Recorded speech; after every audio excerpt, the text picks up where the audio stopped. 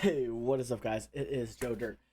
We have a wonderful opportunity here that we are sponsored by Raise Energy. If you click the link in the panel below that says Raise Energy, it's our affiliate link. Use the code Joe Dirt for 15% off. This is a cool opportunity for us because it will help us get kickback as well as get you a great product.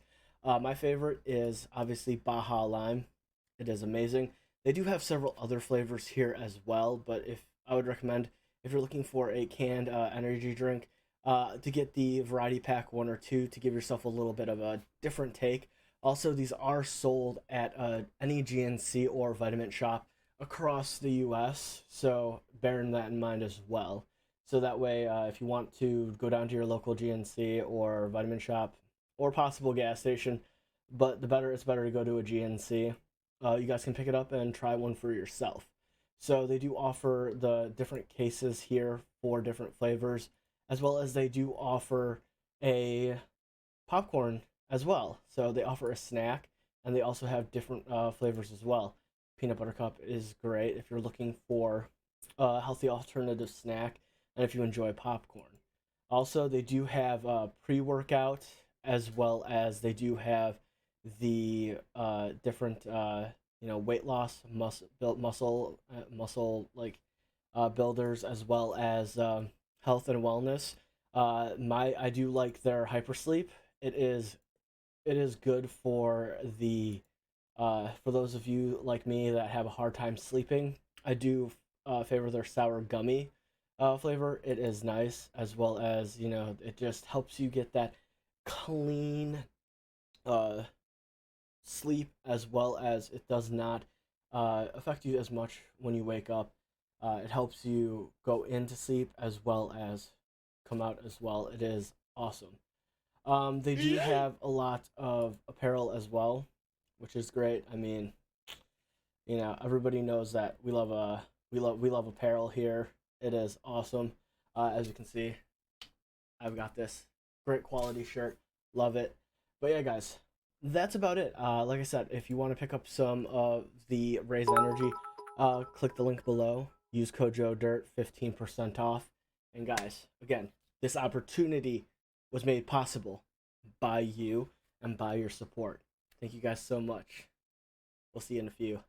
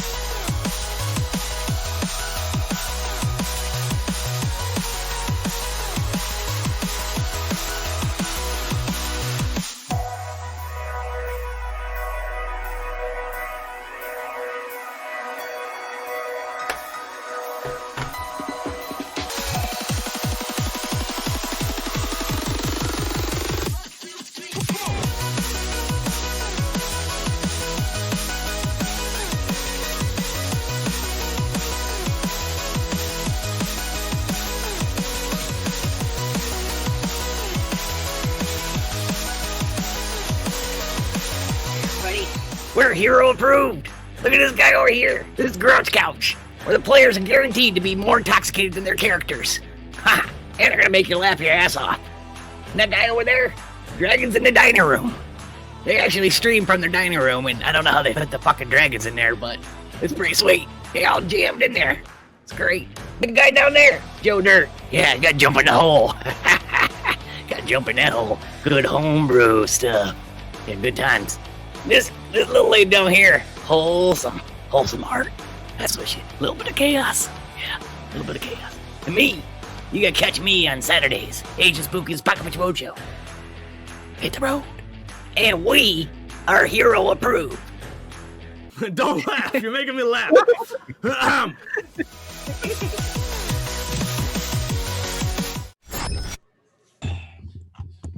You ever think about? Oh wait, we're live. Sorry. Hey y'all. Good Sunday. Happy Sunday. Welcome to another episode of Just Roll with Group. Episode of new episode of Black Lotus. Wow. I need to eat some more food. Keep at the golden stretch. Yeah. So new episode today. I got no announcements this week for at least game wise or other things. Does anyone have any announcements that they want to or plugs? I'll go ahead and plug Zoom Shapes. Ooh. We're reading Two Gentlemen of Verona tonight over on the twitch.com/Zoom Shakes. It's all one word. It sounds exactly like it sounds. Yeah, this is going to be our second one in our effort to read the complete works of William Shakespeare over Zoom. It's going to be great. That's it. That's amazing. Be sure you guys support that because we all know the arts are amazing. Yeah, and Shakespeare is wild. Yeah. Lyrically wild. It's true. Inventing his own words. What a mad lad. What a smart dude. What a mad lad. Portia, would you mind giving us a Mad Lad in Shakespeare for your plug, please? What? I don't understand what you're asking. Keep on doing what you're doing. That was perfect. Okay. Good. Yeah. Good. I don't know what that was about. I don't know either. This episode's gonna be real weird. We'll see. No, anyone probably else? not. Any plugs? Anything doing something this week? Dom's got a plug. Dom's got a plug. Yeah, he was reaching for it. We all know yeah. what it was. I plugged got with you. shirts. You ever thought about the remix to Ignition? They're officially up. Well, whatever happened to the original? Shirts are now live, so I'm super excited about that. I could just imagine a person looking on the internet and she's like, I just thought about that. The one time. One guy, dude. The one person. Someone's gonna come up to me and go, I will not No. get his t-shirt. Yeah, there's gonna be a lot of people who are just gonna laugh and just be like, but not. I'm gonna get the one person that's just like, Yes. please tell me more. Yeah. No, but did you ever think about that? But like, Yeah, but Pirates really, message you. really, what But happened? They're really. stalking you. Like, Yeah, awesome. How much are they on your site, by the way, Dom? I think the base ones are 20, and then for just a better quality t-shirt, 25. I have a bunch of different like designs for shirts, tank tops, hoodies, as well as like mugs and masks. So depending on what you're looking for, I have my original channel logo as well as the Remix to Ignition ones on there live. Oh, R. Kelly. Quote Okay. ad, oh, R. Kelly. Dude, if R. Kelly saw this and said, he'd probably be like, you know what? You know what? I'm gonna make the remix to Ignition. 2021, the original of the Remix to Ignition by R. Kelly. Yeah, that'd be intense. It's not even labeled. It would save literally 2020. It would save 2020. It's not even labeled as the Ignition. It's literally labeled the original of the Remix to Ignition. Hell yeah. All right. If anyone else doesn't have anything they want to plug in, Gerald, do you want to tell our lovely viewers currently and those that watch later on, who are sponsors and our stream team? Yes. Well, welcome. If you guys don't know who we are the Just Roll With It group. We are part of the amazing stream team Hero Approved. If you guys don't know who they are, well, you know. They're a bunch of animals. Yeah, they're a Not bunch of inaccurate. animals. Yeah, not inaccurate at all. Nah, they're Um, great folks. They're great Yeah, folks. if you guys love good D&D content along with gaming and art, and it's not just D&D, it's tabletops. So if you guys like the dungeon crawls, some more of the two-page D&D, like just rule sets and just the little knickknacks and things that you can't find anywhere else, that is definitely the place to be. As well as this week we finished Shadowbringers in 14 because y'all know, like, if I'm not playing D&D, I'm playing Final Fantasy 14. However, we're shaking up the boat next week. Tuesday is the release of Assassin's Creed Valhalla, and I will be playing it on day one after I get out of work on Tuesday. So be sure to tune into that. I'm super excited. It is my favorite time period, and so psyched. But guys, be sure to check out Hero Approved. They're beautiful, wonderful, and our beans. Now, on to the shilling. Have I told you guys about a company called Reps Force with Raise Energy? This If you're pyramid scheme. You have not. Please Oh. tell me more. Well, if you haven't heard of Raise Energy, they were rated a second best canned energy drink. They in the United States by the people and the consumers themselves. They are amazing, clean, and just no crash, zero sugars. There's 300 milligrams of caffeine in each can. It keeps you going all day long, just off of one can. If you're one of those people that needs multiple, go for it. You can it still will not give you that sugar high and then that immediate crash like 20 minutes later, like all those other energy drinks. It's better than those sex pills that you find in Indian shops. You're not wrong. But also, they do have sleep formula as well, which I progressively use because I do have an issue with sleeping. So if you guys are looking for a little bit of some extra melatonin as well as some other things as well, this is a great product. Wow. It is Joe, it's just amazing. That sounds fantastic. Where can I get some? You can you can get it in the link in the panels below in the description of the YouTube video if you're watching it on YouTube, as well as you can get it in the panels below on Twitch. But guys, if you're not following us on YouTube, slap the like button, slap the follow button. It's subscribe on YouTube. We also have some new videos coming out with Tasha's Cauldron of everything as well. Your boy will be doing, since D&D Beyond finally let me pre-order it, take my money, D&D Beyond. I will be able to do cleaner videos for you guys for the Tasha's Cauldron of Everything. That'll be posted up on YouTube specifically and only.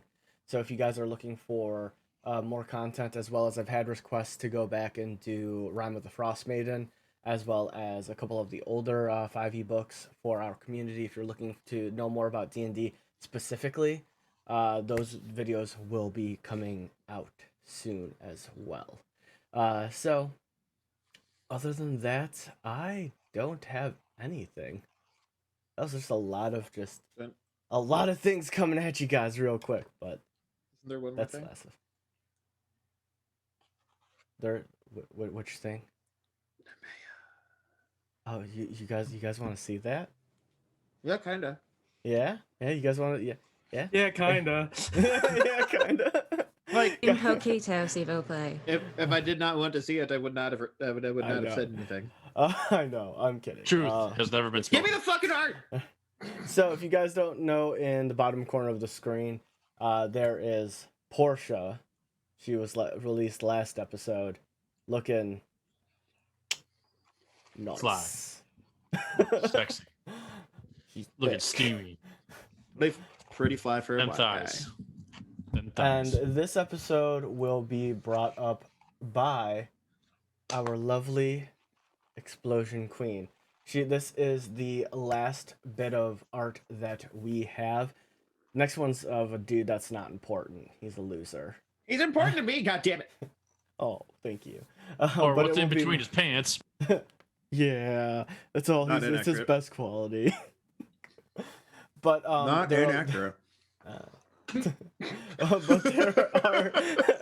but there are two more art pieces. My character's art will be dropped last because he already had art. You guys have seen his art before. This is just a little bit different and just a little different stylistic change. And then there's a mystery art, which is pretty cool. But yeah, without further ado, can I get a drum roll?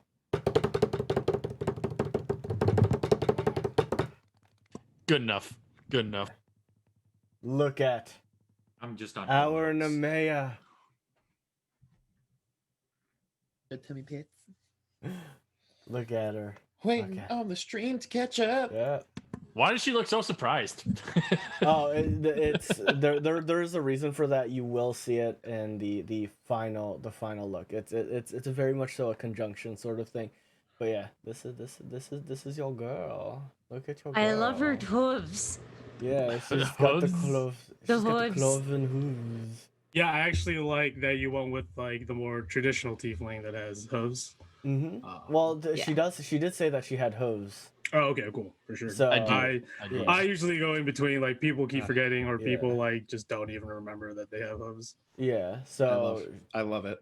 yeah, so she has the cloven hooves, and she has the adventurer's garb, which is dope, and she has a little tassel tail. Yeah. Little tail. I'm pulling it. I'll whip you with it. Come here. Yeah. So I'm It'll super. probably be I'm- really soft on my face. It probably is. But yeah, no, this is our last. Make a Constitution saving throw. Okay. She's like worth it. She's like it's Wait, worth it. what kind Worth of it. Constitution saving throw? It covers all Constitution, so But yeah, very no, general. I hope you. That's I a hope 7. You all 7. 7. Am I fighting off poison or is this a stamina check? We'll Okay. see later. Nah, fuck it. I'll just We'll take see it. later. That's fine. I'm happy. It's with too this. good not to fail. So Okay. I Ooh. hope you all enjoyed the art and with our people sitting at home as well as with all the cast. I've been working on this for it's been almost a year, and I was trying to line it up with our 1 year. So these are my gifts to all of my friends that I get to sit at this table with, and I get the honor of hanging out with every single one of you, and Damn feeding straight. off of your energy.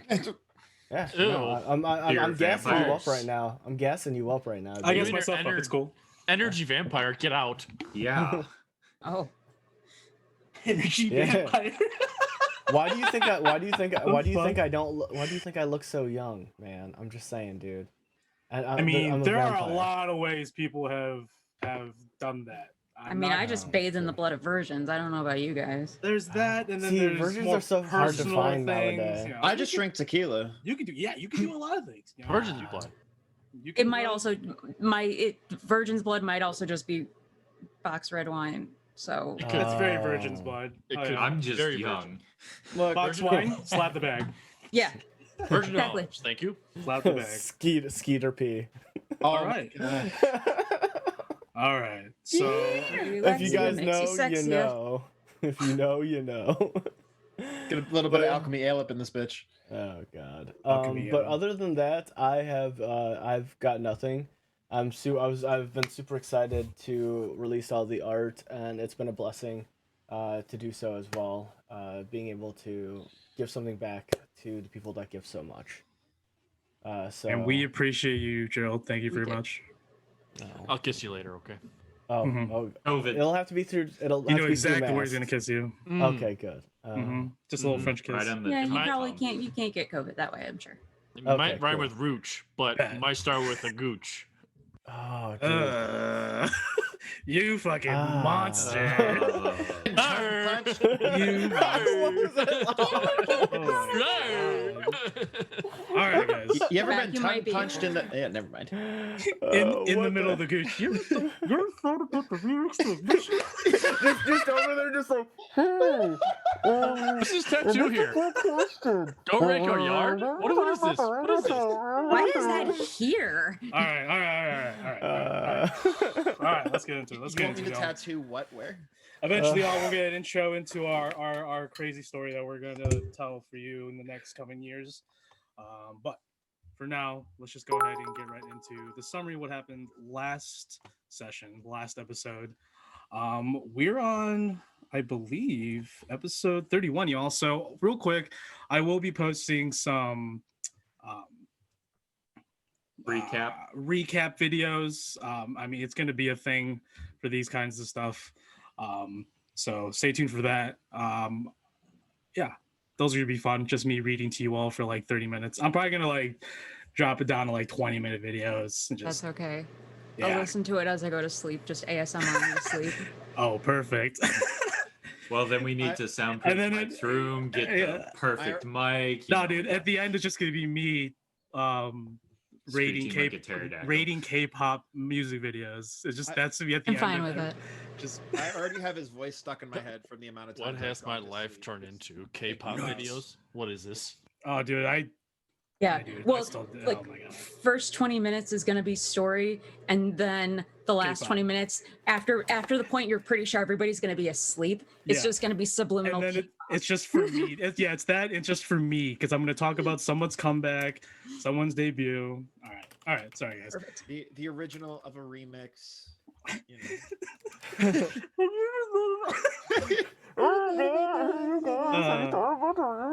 All right. So, Black Lotus. Last time I looked up with Black Lotus, y'all. They were engaging Yolothian sentries, soldiers from the Yolothian army, the Dragonborn army. Essential remained at the wagon, and to protect the wagon, so nothing would get stolen, I guess. And Zypher chased off one of the fleeing sentries. There were three. One was ordered in Draconic to find reinforcements that there were enemies approaching, and Zypher gave pursuit along with Little Mooncat.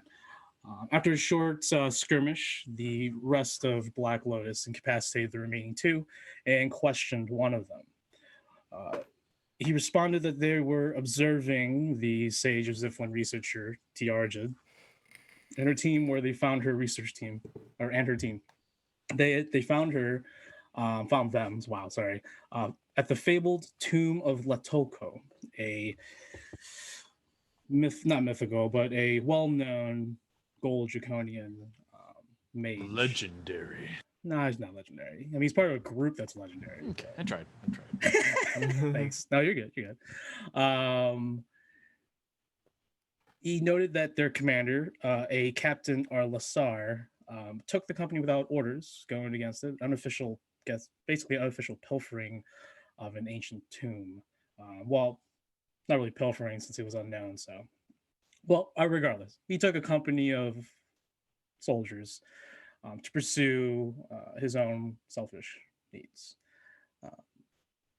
Zypher, continuing hot pursuit, managed to catch up to the fleeing Dragonborn, the fleeing Yolothian, back at the camp, which was camped around the tomb of Latokohl, and noticed immediately that the spirits that they had seen at the entrance of the forest began to gather around here in droves. And suddenly, many of the graves that the camp was built on and around bursted with the remains of the fallen, and soon the Yolothian camp was engulfed with undead and horrific zombies. Zypher gave chase, well, didn't give chase, he rushed into the tomb entrance to, one, get the fuck out of that, because that's fucked up. And eventually the rest of the group arrived to the scene to see the carnage. Peak managed to see Zypher make his way into what looked like to be the tomb. And the all, in their own individual ways, navigated through the chaos into the tomb of Latokohl. Interesting though, they noticed that when they were inside the tomb that the undead outside did not enter. Portia, Nemea, and Kemdir sort of discerned that, going back on their teachings and what they understand of the undead and that sorts of arcana, that something must be binding these souls and controlling them. Something very powerful, either an entity, a spirit, or magic.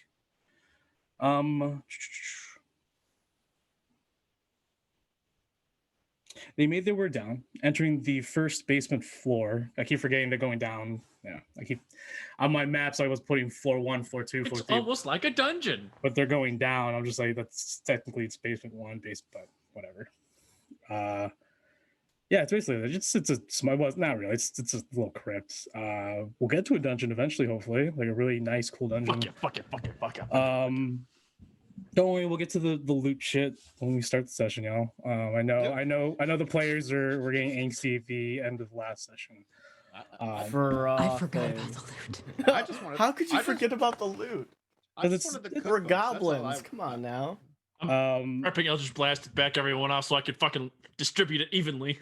So Black Lotus arrived to this bottom chamber, massive cobwebs, full of skeletal remains of both dragonborns and large draconians. On the far side of the chamber, they saw a massive gold statue of a draconian with a book and a jar.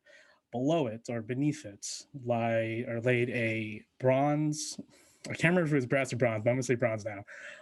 Bronze altar that had a little indentation for what looked like to be a pamphlet or like a small booklet. Kemdir, sort of just perusing through the chambers over the dead corpses and skeletal remains. And a lot of the dead corpses are Yolothians who went in with Captain Alasar to search and seek out this Tiarjod, but never returned. Found a piece of parchment. Written on it in Draconic was a poem. Nemea realized that it was a death poem of some sorts. Very, very popular with the Draconians, with Dragonborns, even Isatia. It's sort of a cultural thing passed over from the travelers and merchants from Jaichan, which the group has yet to interact with the northernmost continent. But Jaichan's sort of a mix of Japanese and Native American culture. It's one of the coolest mashups that I've ever created. Maybe, hopefully, the group will go to Jaichan, but it's also a terrible blasted wasteland. It's like Icewind Dale times like 25. It's brutal. Dope. Yeah, like chilling colds, yetis, wendigos, all that stuff. Thank God I'm resistant. Who else is coming with? I have resistance to cold. With the suit on? No. Oh, because of passive. Yeah, you're passively, yeah. Cool. Passively resistant to cold. That's cool. And you're from a hot place, which is interesting. Yep. Awkward. They investigated the altar, and it appears to be a magical altar of something to reveal a hidden doorway or hidden passage, which they didn't know at the time what it was. But as they made their way down, they reached another chamber, met a ghost, a spirit, a black dragonborn woman by the name of Bezgu, who had been trapped there since the beginning, or since the tomb was sealed probably over 100 years ago. No, because the Draco Rebellion was like 40 years ago. So like over 40 years ago. Or just under 40 years. Anyways, wow now. Spoke with her, at least Nemea and Peak, and they discovered that a group of grave robbers that the ghost assumed that they were as well had already arrived before them, way before Tiarjod, way before the Yolothian soldiers. She asked if they could destroy the soul of Latokohl that has gripped and controlled the tomb since it was sealed about 40 years ago. Peak sort of sure, and Nemea was just like, of course, I will take her soul.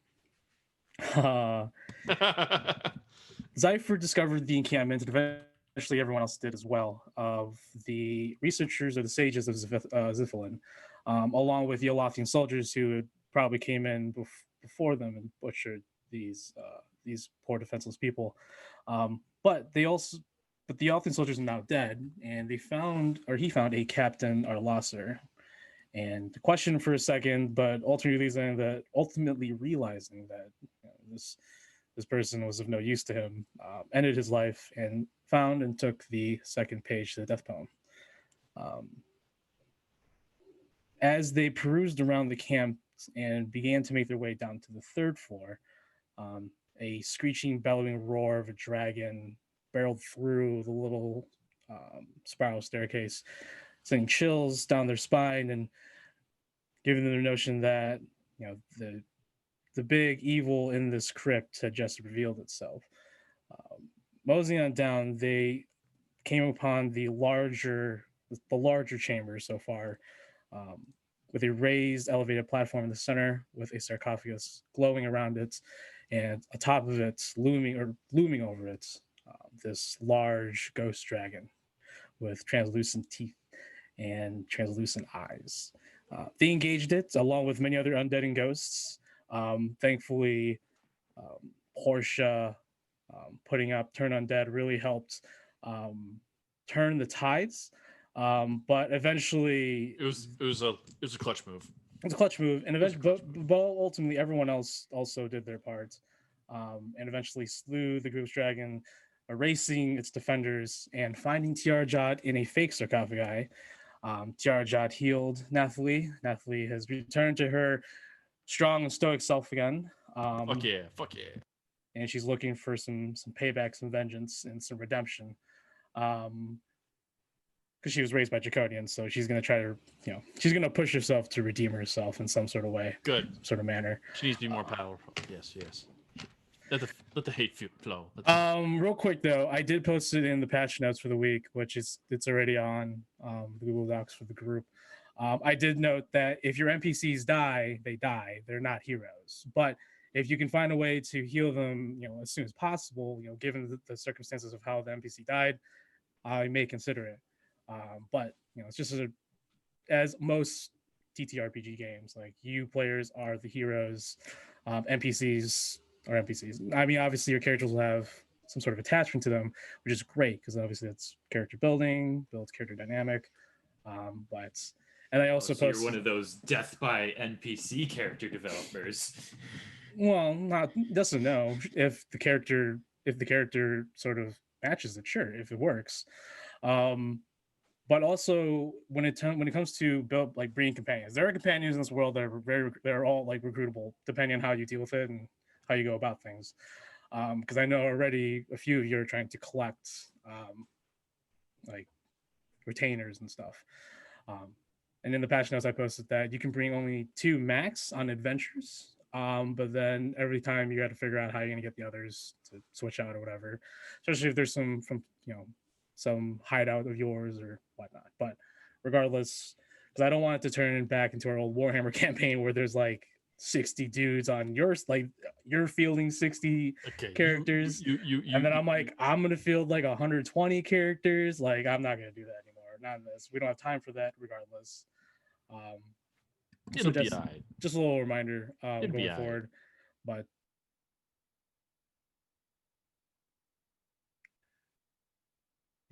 I had a puppy. They eventually took down the dragon and saved Tiarjod. Tiarjod was a little bit suspicious, considering Nemea was still holding on to the 2 pieces of the death poem for no reason, even though she's like, oh, we're not here for the jar, but you're still holding on to the 2 other pieces. Why can't you just give it to me? Well, it's kind of like, why did they need to switch hands in the first place? Like, why can't we just all go there, do the thing? Well, you have to understand, like, she's been like, this is her thing, right? She's been doing this for years, and right, you came and rescued her, but she didn't ask for it. She doesn't know who you are. She didn't know who the Olothians are either. Like, this was all just thrown upon her, and her being rescued, she's grateful, but like, you guys are holding on to these, like, why you all clearly stated that you did not care about the item, yet you don't want to just give it to her. You can take the gold, which is way better right now at this moment in time, than a death poem to a real crypt that may or may not have the spelling jar, but there's a note left behind, just like in every other thief movie. Sorry, we were already here.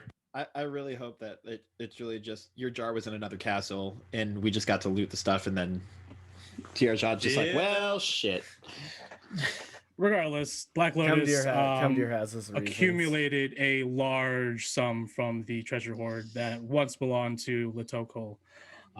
And we ended it where they walked back up. Zypher and Nemea were going to spend the time to study the items and then That's also affirmative. distribute the loots.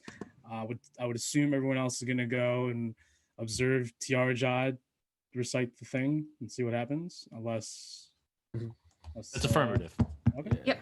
There's nothing else to look for here for Portia anyway, so we will be doing that. I offer my assistance to Tiarjod, but with me not being able to speak Draconic, I don't think I'm going to be much help. Sure. Before everyone leaves, I'm going to give them the gold, silver, and copper. Is it 100 copper per silver, or is it 10? 10. 10 5? copper per silver. It's 10. 10? 10, Okay. 10 coppers per silver, 10 silvers per gold. But remember, we have to get Okay. if we have to get them exchanged, it has to be gold, silver, copper. Yeah, but anyways, for gold, everyone gets 2,120.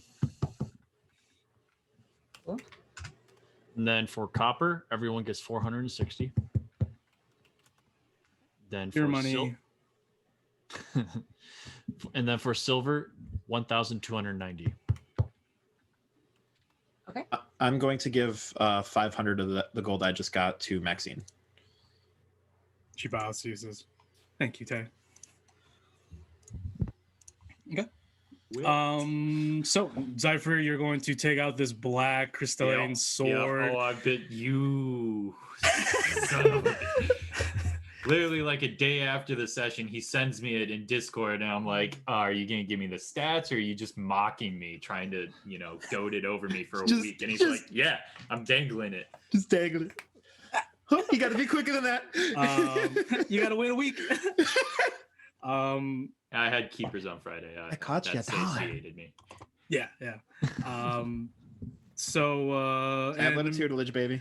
Nemea has this oil, this rug that Nathalie hauled up with her. It's a nice rug, a little dusty, but yeah, nice rug. What else is there? The bracer. There was a cookbook that Tay already took. so A Tay deed took for it? 40 acres of land in Elathis. A pommel with a living troll arm. Yeah, it's so moving. It's like, I just imagine a fucking dildo bat from. It fucking- pretty much is, but it pretty much is because it's like a pommel and it's just I know. from the shoulder all the way to the hand. It's a live troll Fucking arm. Saints roll. Anyways, a glassy orb 3-inch jar. Silver gauntlets with powerful sigils. 2 pairs of silver gems.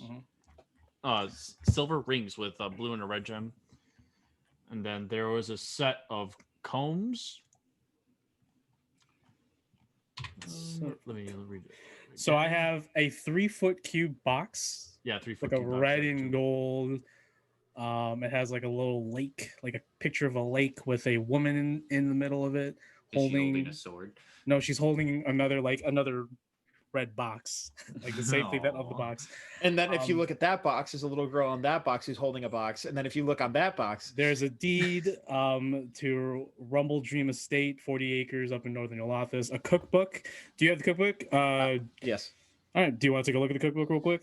I'll skim through it. Like I'll sit Sure. and actually like read It, all the all recipes. in it, Draconic. it literally just says one phrase: "Don't cook fairies," scrawled in blood on every single page. It's about like 30 pages. Don't cook fairies.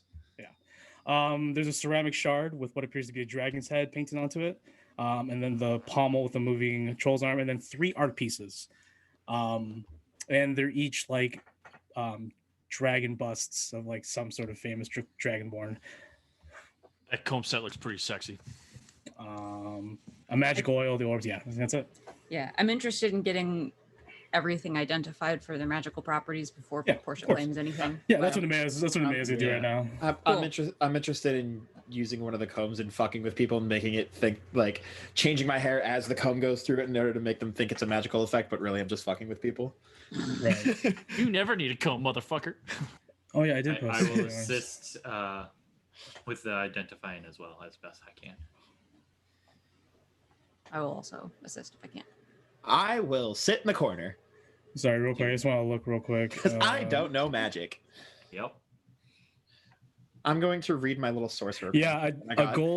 gold dragon comb set with red garnets as eyes, a small globe idol of a red dragon, and a silver and gold brooch. Yeah. All I'm saying is that I want a comb because I don't have a comb. I don't have a fancy one. All right. So as the mayor's doing that, whoever is going to be next to Tiarjod is going to take the poem. She puts them in order, as it needs to be read in order. I'm not going to read it, but she does read it. As the poem is recited aloud, the sound of arcane sigils unlocking from within the stone wall that harbors the gold statue of the Draconian, and the statue in the wall begin to open outward as it becomes two large doors. Within is a dustless and silent and dark corridor. Suddenly, whoosh, a gust of wind barrels through the corridor into the chamber. Just a pressurized air from the sealed. Musty? Yeah, it's very musty, very, very dry, very arid. Should have taken an antihistamine. There is a slight whisper of like chatter, just like at the far end of the tunnel. Am I able to discern what they're saying? I can say right now, because you're pretty good with your hearing. It sounds like a weak voice, a voice that is fading. Okay. And they're probably speaking Draconian, right? It's gibberish, so you can't really. There are some syllables that sound Draconic, but there's other of it just doesn't make sense. Cool. The hall is about 40 feet long and 10 feet wide, and you can sort of see beyond. And there lies a round, open chamber with what looks to be a pool of glowing water. There's glowing fungi beneath the edges. Yeah, bioluminescence. He's a fun guy. Some fun guys. In the center is a lone platform connected by a beautiful gold and wooden bridge that leads over to it. On the platform, up a few circular steps, is a stone with gold inlay sarcophagi. On it, a ghastly visage of an Aurak Draconian, laced in gold jewelry, mage accessories, and robes of deep red, gold, and black. On the right chest, stitched into the robes, is the insignia of the Dark Queen herself, Tiamat. And rising from the sarcophagi through it is the spectral visage, or the spectral apparition that is the spectral visage on the sarcophagi, which is Latokohl, the Gold Draconian. So I'm going to post a picture up on Discord for y'all of what she looks like, and then the dress. So she's not a little freaking anime girl. It's a dress. I'm just looking for the dress. I mean, are we going to complain? You're a bunch of weebs, so you're not going to complain. I mean, to my weebs in chat. Wow. I feel called out. Yeah, go ahead. I'll call Thanks. myself out. Okay. Now I feel better. I mean, Okay. I know what I'm in for. Yeah. As long as I know don't what get- I'm here for. I'm here for an Not for the anime adventure. camaraderie. It's for the cat girls. We all know it's true. So this is what she looks like. Very dark, sort of bronzish gold, like rustic gold. Ooh, fucking woo. But this is the dress she's wearing. So don't go too ooh on this. That's the dress. Oh, she's an anime girl. Ara.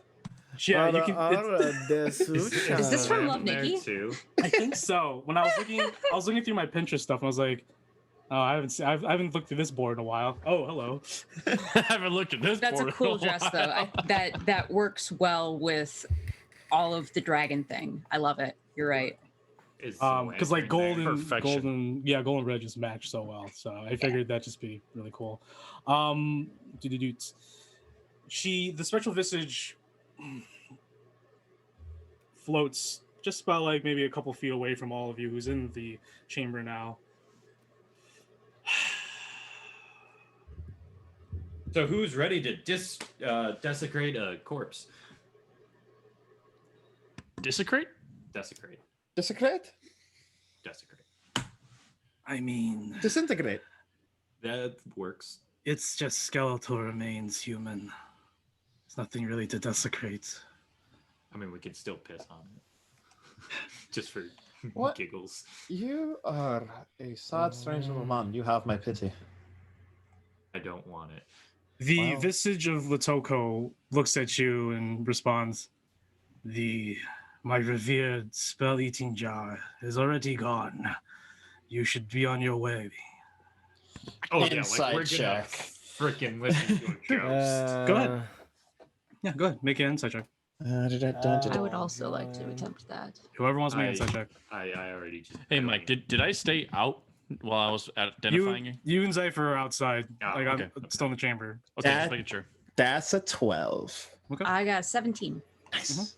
No. I just have a question.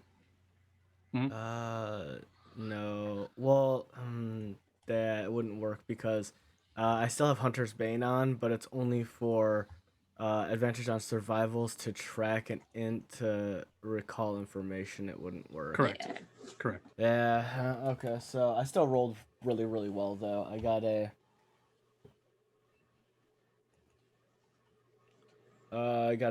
23. As she sort of hovers around you, I mean, this Draconian's looking down at you. This Draconian doesn't the expression that has on her face is one that is tired. You Portia can easily sense, and you as well, Kemder, that she is fading from existence.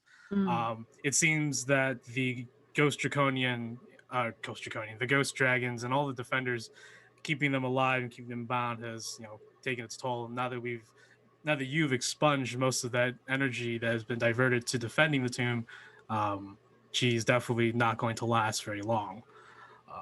But you all can tell that she's telling the truth. You can see around the chamber that there are a lot of overturned baskets, chests. Like there are some more stuff in here, but it seems that all of it had already been gone through. And around the sarcophagi on the steps, there are like little urns full of gold, like something like out of Skyrim stuff where people pay money and stuff. You can just find a couple coins here and there. That's all been pilfered. This chamber has been pilfered.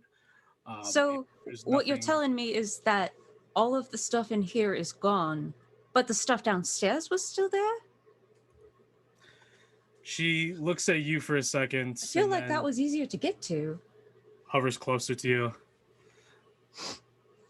The treasure below was meant to lure grave robbers to my defender, to my guardian. The real treasures were kept in here, in my tomb. But somebody knew how to get here without having to go through the defender. She just simply looks at you, flickering in and out, sort of, like a glitch. She's fading. And she simply just looks at you. If you have nothing else, I have no need to talk to you. I have lost everything in this life and the next. So I'm just sorry to leave. hear that. Would you like me to help you cross over? The Raven Queen can't touch my soul. Once I leave, I finally go to the bosom of Tiamat, where I belong. Okay. I respect your decision. Can I look through like the area, like because you said that it's been like already like pillaged. I'll tell you right now, with your past perception, like you didn't notice it at first. Like it looked like everything was there, but like now that you take a good look at it, everything's just slightly ajar. But that gives you the immediate sense that whoever did it was very good, very skilled, very methodical. Yes, like this was a good job. Yeah. And Bezgu even told you that these things, like the last group of like grave robbers, were good. Like they bypassed all the defenses somehow. Is there any like tracks or anything that was like left behind? Go ahead and you can go ahead and make a perception check, but you can go and make a perception or investigation. It's up to you. But the DCs will be different for both based on looking around and opposed to investigating the surfaces and all that stuff. Like I'll ask. Well, I'll let you roll first, but I was going to ask her, do you remember who was here and took your stuff?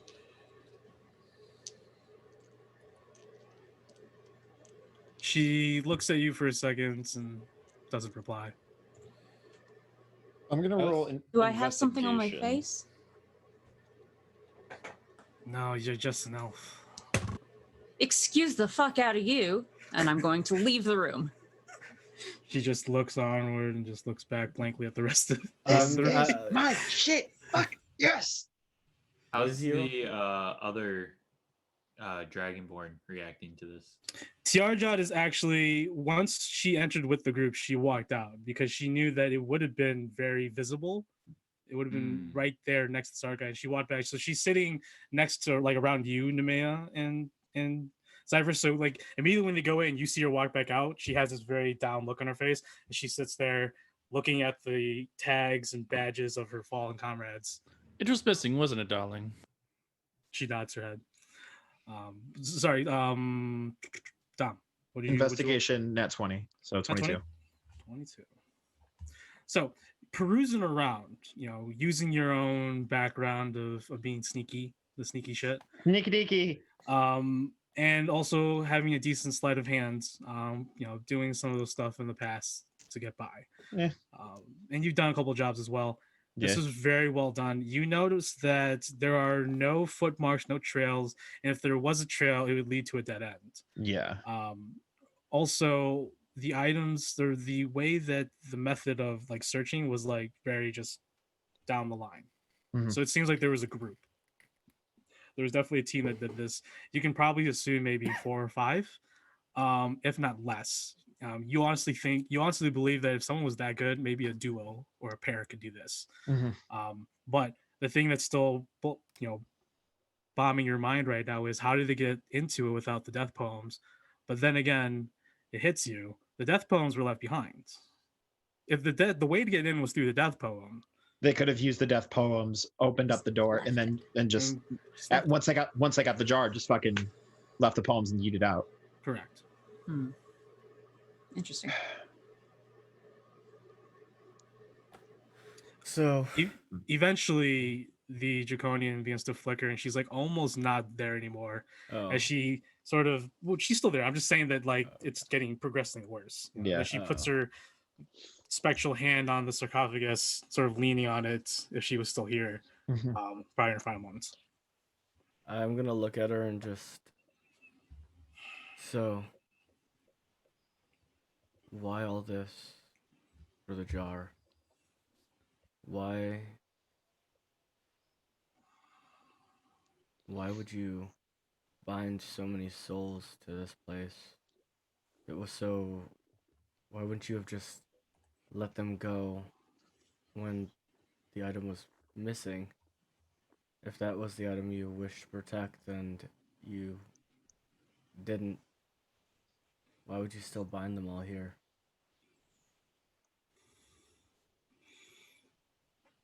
If there's nothing left to guard, then why are you guarding an empty Because hall? this is my tomb. I am a Aurak Draconian of Tiamat of the Golden Band. I deserve whatever I deserve. I want to be remembered. Well, we'll remember you because we're gonna piss on your bones.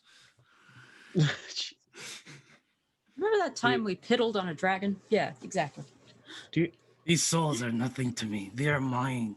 They are my properties. In this life and the next. That is the rule, the golden rule of conquest. I miss Arcos. So in bipartisan, since you are already pillaged, they would not be your souls anymore.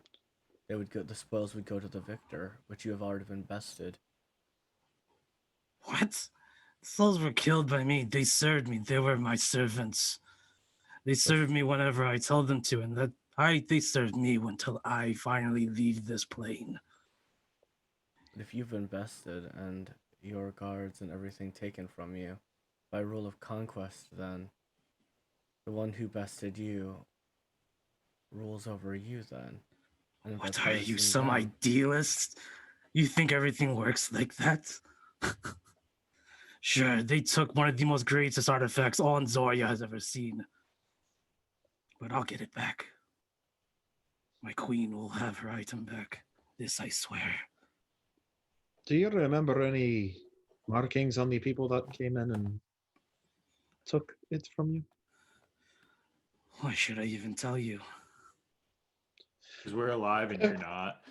Well, Nick, I'm going to tell you to just stop Okay. with it. If they took your most prized artifact and you want to be remembered, shouldn't your spirit get revenge? And if you're already fading, why not let somebody else get it back for you? Go ahead and make a persuasion check at disadvantage. Yeah, I figured. Well, my persuasion is a +10, so let's see. First roll is a 12 plus 10, 22. Second roll is a 19 plus 10, so lowest roll is a 22. Okay. Expertise in persuasion, charismatic bitch. As you look into the fading Draconian's eyes, she immediately like pushes her face towards you. You don't deserve it. She leans back again, flickering until finally fades. Interesting. Do I see, with an artifact and with her being so egotistical and into herself, do I see any painting or remnants that shows her visage with the jar? So you do see one particular portrait. It's not too big. It's like something that you would put in like a small saloon, in your like a saloon room. It's not too big. And it's her overlooking this mountainscape into the barren lands, which is easily identifiable with the very curved, jagged mesa hills and craggy outtops of the Sulamos wastes. Behind her is these two large brimstone dragons, but very dark and charcoal colored as well, with like dust and smoke emanating from the charred scales. In front of her is what looks like to be a very magical item of some sort, a jar. And I'll post a picture of what it is, and the jar looks like it's being activated, like it's magic lifts, and the art is very well done. Like this is a very well done piece. You could probably saw. You're not really good at praising stuff, but like this looks really good. Just let you know. Okay. But this is what the picture looks like. And Tiarjod sort of walks in and says, "Did she say anything?" Nothing of worth, unfortunately. I'm going to take the painting and I'm just going to start rolling it up and putting it in my bag. It's on a frame, just to let you know. So I'm taking it out of the frame. I don't. Okay. I don't Sure. need the frame. I did like. You can just cut it. I'll take be the 100%. frame. Okay. The frame looks really expensive. Perfect. How are you gonna? Are you just put over your shoulder? I literally just wear it like around my neck like the biggest fucking necklace. It's not gonna fit in your whole bag hole. Is what I'm saying. Yeah, I know it's not gonna fucking fit. I just want the painting. Kemdir has no idea of art or worth of art. I like your new statement necklace. As you're rolling it, Kemdir, you see this little hand drawn note that says, "We are nameless. We are gray," and it's in common. It's in Imperial, Northern Imperial. Well, it's Imperial. Yeah, I'll like in the corner where you would sign, but you can see that there is a faint, already sort of weathered signature of the original artist because it looks like a signature, an actual signature. So it's on the painting. It's on the back of the painting. Oh well, yeah, that's what I'm saying. It's like on the painting. It's not like the front. It's written on the painting and the bottom of the back. Okay. Yeah. As I do this, I'm going to. I'm not gonna say anything. I'm just gonna put it into my bag of holding, and then God damn it. individually, I'm going to ping them in their mind and just say. I mean, we have the earrings. You can just. Well, no, I don't want it to be identified. That's why I'm messaging it because I don't have to do anything. So I'm facing the wall as I'm putting it in, and just like each individual, every one of them, just whisper in their ear, or whisper to them with the message. Well, when we have a moment and it's more private, I think I found something that could lead us to whatever this is. As far as the jar goes, if any of us are interested, and that's I like each one of you gets that ping I'm not gonna pick out an order. It's just at random points, but you all, you all get I that. get it. Cool. You're muted. Tiarjod's going to go. It tells you who was ever in the chamber. She's going to go and collect her things, and she's going to bury her companions outside, and she's going to bring them up into. Nathalie and Maxine offer to help. We're gonna help you. Yeah, if you want to help. I offer to help as well. Okay. Also, I mean, let's Tiarjod. not bury them outside the crypt with all the other massacred bodies. Tiarjod believes that now that the Latokohl is dead, that the undead should be gone. Well, There even should- still, like there it's should a be no- bloodbath out there. I mean, she can't take the It's- bodies with her. Like, I mean, we have the cart. We could at least transport We're them not a at little our far off. I'm not saying like I will help her take 'em all bury back them to the wherever she Ziph wants land. to bury them. I'm just saying, if you want to, here's the thing: she's gonna want to go back. Okay, she's gonna go back to Alstera. That's their plan. You guys still have to go to Bloodwind, which is the opposite Yeah. way. Yeah. Yeah. So she's gonna. I'm not sitting she's in. not I'm not gonna sit into a a cart wagon with dead bodies. Essential with the probably cane won't do cart. it, and We're- she's not gonna want to go to Bloodwind Pass. We'll just bury him here, Okay. and she can pay respects. and I'm just then- saying that because wait, when I didn't mean like miles away or anything like that. I'm just saying like not on the ground with all the other dead bodies. Oh, she's gonna being a she's gonna little take bit him. more- She's gonna take him just a little bit ways, not too far Yeah. away. Yeah, she's not gonna bury him right outside. That- no. That's all I'm. We open up the door and start digging. Yeah, no. She's not. Gonna, Literally right there. there are hills and stuff. She's gonna bring him onto a hill or something. So that's her plan. Tiarjod, what do you know of these thieves that could have potentially plundered your quarry? I don't know. I know that I talked to that spirit, that Bezgu. She said that there were thieves before me, but I don't know who they would be or why. Or I don't know who they would be or what they would be doing here or where they came from. Okay. I feel like that. I didn't know if you had any other extra information. To What be do you mean, fair, spirit? I stumbled upon the ruins not too long ago, so it's Okay. I feel like them having this conversation kind of pings it for me, and I'm gonna run back over to the room that Bezgu's in, that we saw Bezgu in. okay. So as you go into the jail cell, Bezgu is no longer there, the spirit. Fuck. Okay. Bezgu, are you still here, love? Your voice echoes throughout the small jail cell. No response. Fuck. And run back. Sure. Yeah, you're gonna help her do that. Yeah. Cool. So magical items. Might as well just get that done, knocked out of the way. So, Nick, I'll send you the blade. Of course. It is called Demobald's Kiss. How interesting. Don't have to be so enthusiastic about it. You've only been waiting like a whole fucking week for it. You fucking asshole. Yeah, Fuck you, pretty DM. Fuck you. Yeah. Demobald's Kiss is a short sword, very rare, requires attunements. Once wielded by a hero of the land, this black crystalline short sword resonates a coldness to the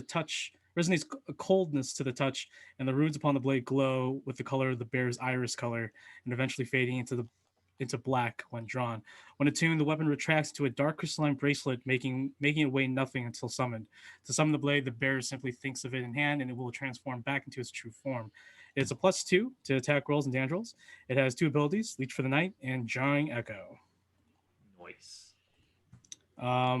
Leech for the Night. Yeah, you can read it out. So Yeah. all right.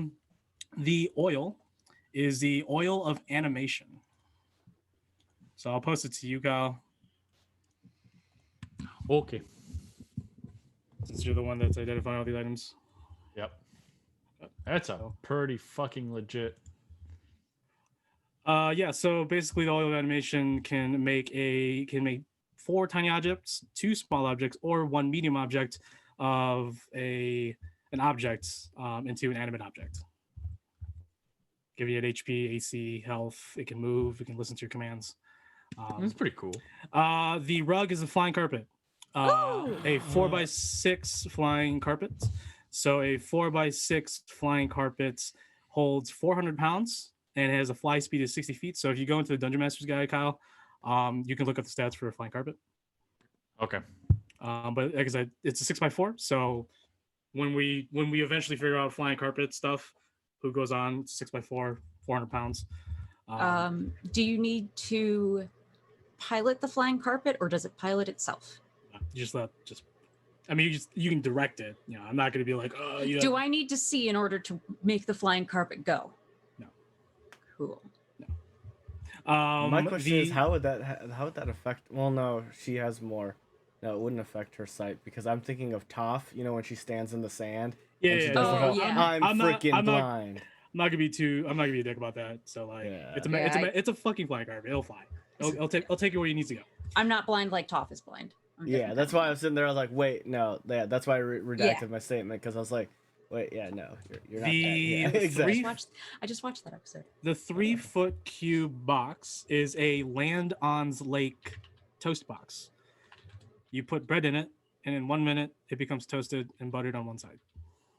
Fuck yeah. Lakes. Give that to Honda. Really? It's Land On's Lakes, so On's Franzoria. You're fucking. That's actually lit. Is the butter melted? Oh yeah, it's toasted. Good. It's a toaster. But it doesn't it's a make legit toaster. They're only usually found in Og Lever. Can I get a little cinnamon sugar mix in order to just a little sprinkle? If you can get someone to finagle it, Ermel will do it. Perfect. Nutella and stuff. Yeah, Elena. Question. Yeah. Is the box 3 feet by 3 feet by 3 feet, or is it a volume of 3 feet cubed? It's just a cube. It's not a volume. So a cube is equal on all sides. It's just 3 feet, 3 feet. That's it. So it's a yard on each side. It's a big ass cube. Mm-hmm. Okay. Yeah, you can put like 20 loaves in this bitch. Oh, okay. That makes more sense. Yeah, it's pretty big. When I said like 3-foot cube, I'm like, it's big. Okay, cool. It's a big box. When I see Taste, like, I know you like to cook, darling. Do you want this toaster? So here's the Land of Lots. I look through my bag of holding. I'm like, frying pan. No. Probably get a bag of holding at some point. So the ceramic shard, it has 4 charges. It's called a Charm of the Lightning Lizard. It has 4 charges. You may use 1 action to spend 1 charge to cast the spell Lightning Bug, which is from Blackstaff. After all charges are used, the shard's glow fades and the dragon's head disappears, becoming a nerd. So it's a charm. Doesn't need attunement. It's a charm. You just use it. And then the troll rod is a troll rod. Shocker. It's a troll rod. You can use it as a bonus action to grab shit. And it does stuff. It's the extendo claw, like the dinosaur head where you like. Yeah. But then if you tell it to make a fist, it counts as a +1 mace. Okay, cool. I was about to ask. I wonder if that troll liked to actually grab shit when he was alive. He's probably tracking it down. Instead of looking for his arm. He's still make it into an open hand and slap people with it. So it does have basic rules, and I'm totally down for the aesthetics of just like I want it to flick people off as I walk by. Yeah, sure. I'm going to bitch slap you. It does. It requires attunement, so it's gonna listen to you. I carry it on my left arm. I'm sorry. As I'm doing the wheel. Who's the shortest? I think I am. Probably Tay. I would say you can be the shortest. Portia, how tall are you? I'm looking. Yeah. They may need to grab things on the top shelf. You know what I mean? I don't have the attunement for the glassy extendo claw, orb. though. The glassy orb is called Rembrandt's orb. There you go. Posted for you. The gauntlets are gauntlets of the knightly priest, only attuned by a paladin. God damn it! They're fucking gnarly. That's such a good item. And then damn it! The band of the 2 silver rings are called companion silver bands. So here you go. Oh, there you go. All the items. Cool. When I look through the gems, do I find any pristine diamonds? I will go ahead. What's your passive perception? Or do you want to just make a perception? No. I'll say that you found 2. fucking perfect. I take them. Okay. All right. But then I I'll don't have to go through the rest think of that I ever determined a height for Portia. That's Um, fine. You can make it so, around or yeah. whatever. I will do it once I look at Shatter Kai rules so you can see what the That's probably standard elf. Yeah, they're probably still tall-ish. Usually, normally. Tay is 5'4", in changeling form she's 5'6".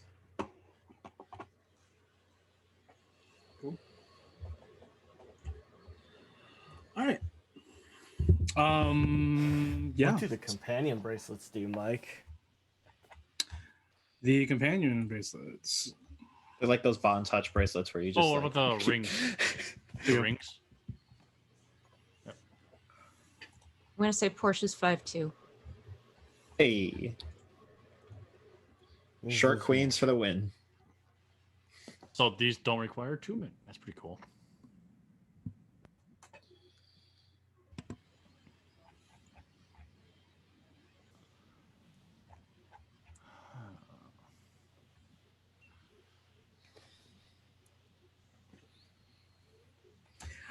So Tiarjod's gonna tell you that she's gonna go make her way out to the watering hole to camp and look for a ride back to the city.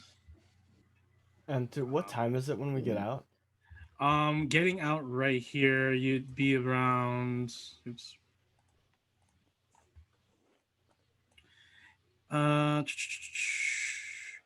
You'd be getting out around like 2 or 3. Yeah, around there. As we're kind of like wrapping up, I want to whisper over to Nemea if she's going to do the thing. Spurk and I say, of course, darling.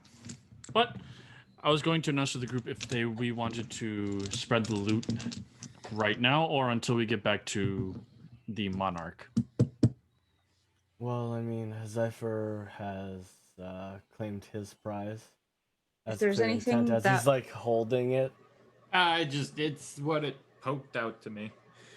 if there's anything that you think will be helpful in our endeavor right here, we can split it up right now. But otherwise, let's just do it when we get back to the Monarch. To be quite honest, most of these items aren't going to be useful, I would like to say. So they're more based on the wants of the group. But I would like the 40 acres land, and I'm more than likely turn it into a Black Lotus compound.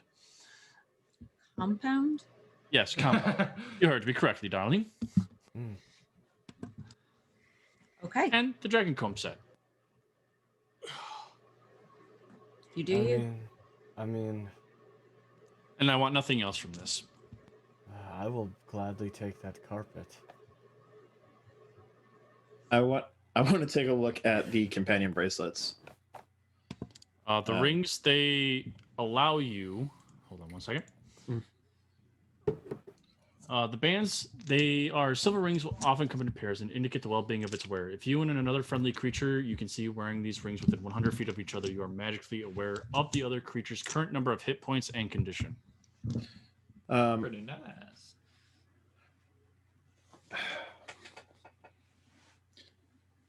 I feel like. And I'll announce right now, no one can use the gloves. I mean, the gauntlets. Yeah, because it's required for a by- paladin. Yep. I mean, I'd assume give those to Portia because she's the main healer. Yeah, I would say one to Portia. And somebody else who goes down very easily. So the gauntlets. I mean, I'll tell you right now what the gauntlets do. They can absorb conditions and diseases and either store them or inflict them or destroy them. that would be They're cool. gauntlets of condition storing. Essentially. And diseases. And diseases. Alas. Wait, Essentials Paladin. Paladin, isn't he? Yeah, he Yeah. came with us. And Yeah. yeah, so we can give it to him. Yeah, those you can take those. Uh, I don't feel like I need the rings because unless meta, you don't want me to know what everybody's HP is. Then yeah, if it's just for flavor, I don't want them. Yeah, because I mean, we tell each other our HP anyways. You know, Mike isn't one of those like, don't tell each other's HP. No. Yeah, but it's also very utility when you're like split up and stuff. Yeah. That's a good what point. that's like why I was like, oh, this is Yeah. good. Oh, that's a good point. Okay. So Yeah, For true. for I aesthetics, can still take them, but I don't functionally need them right now. I mean, if nobody else wants to hold on to them for now, I'll hold on to them as well. Okay, then I will give you the companion silver bands. So you both taking one then? We could. Sure. I mean, it kind of makes sense. The healer and the person with the least HP at this current Yeah. moment in time. The healer and the person who doesn't know how to cast magic. Yeah. Crossbow. Crossbow bolt. Okay. With that, is there any other business you want to do here, or do you want to head back to the watering hole, find essential, rest Does out? I'm sorry, does the ring need attunement? No, it does not. Awesome. Yeah. After everyone leaves, I'm going to go into the main chamber where the sarcophagi is. So I got the flying carpet, correct? Yes. All right. What size was it again? 4 by 6 by 6. 4. Oh my god, yeah, that's a Chunk boy. that's a big one. Okay. Did you hear me, Mike? I wanted to go into the Okay. As I notice she kind of takes off, I want to sneak away with her.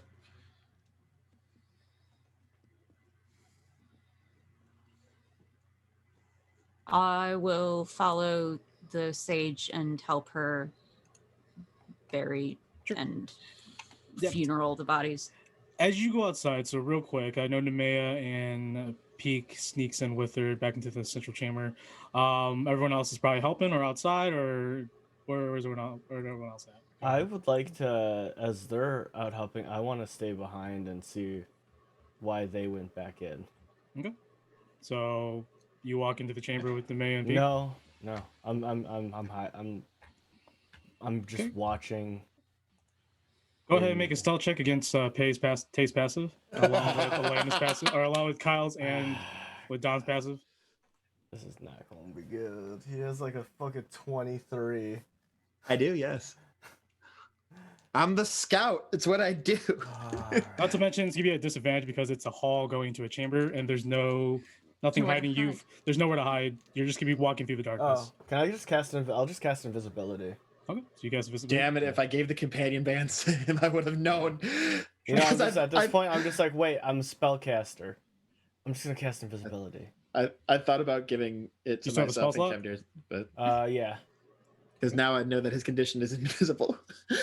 I don't know why. That was my last spell slot. I don't know why. I casted Hex. I used both of. I casted Hex, but that was the only spell. I don't know why D&D Beyond took off that one because I know I casted Hex, but it said I had 2 spell slots left when I should have had 1.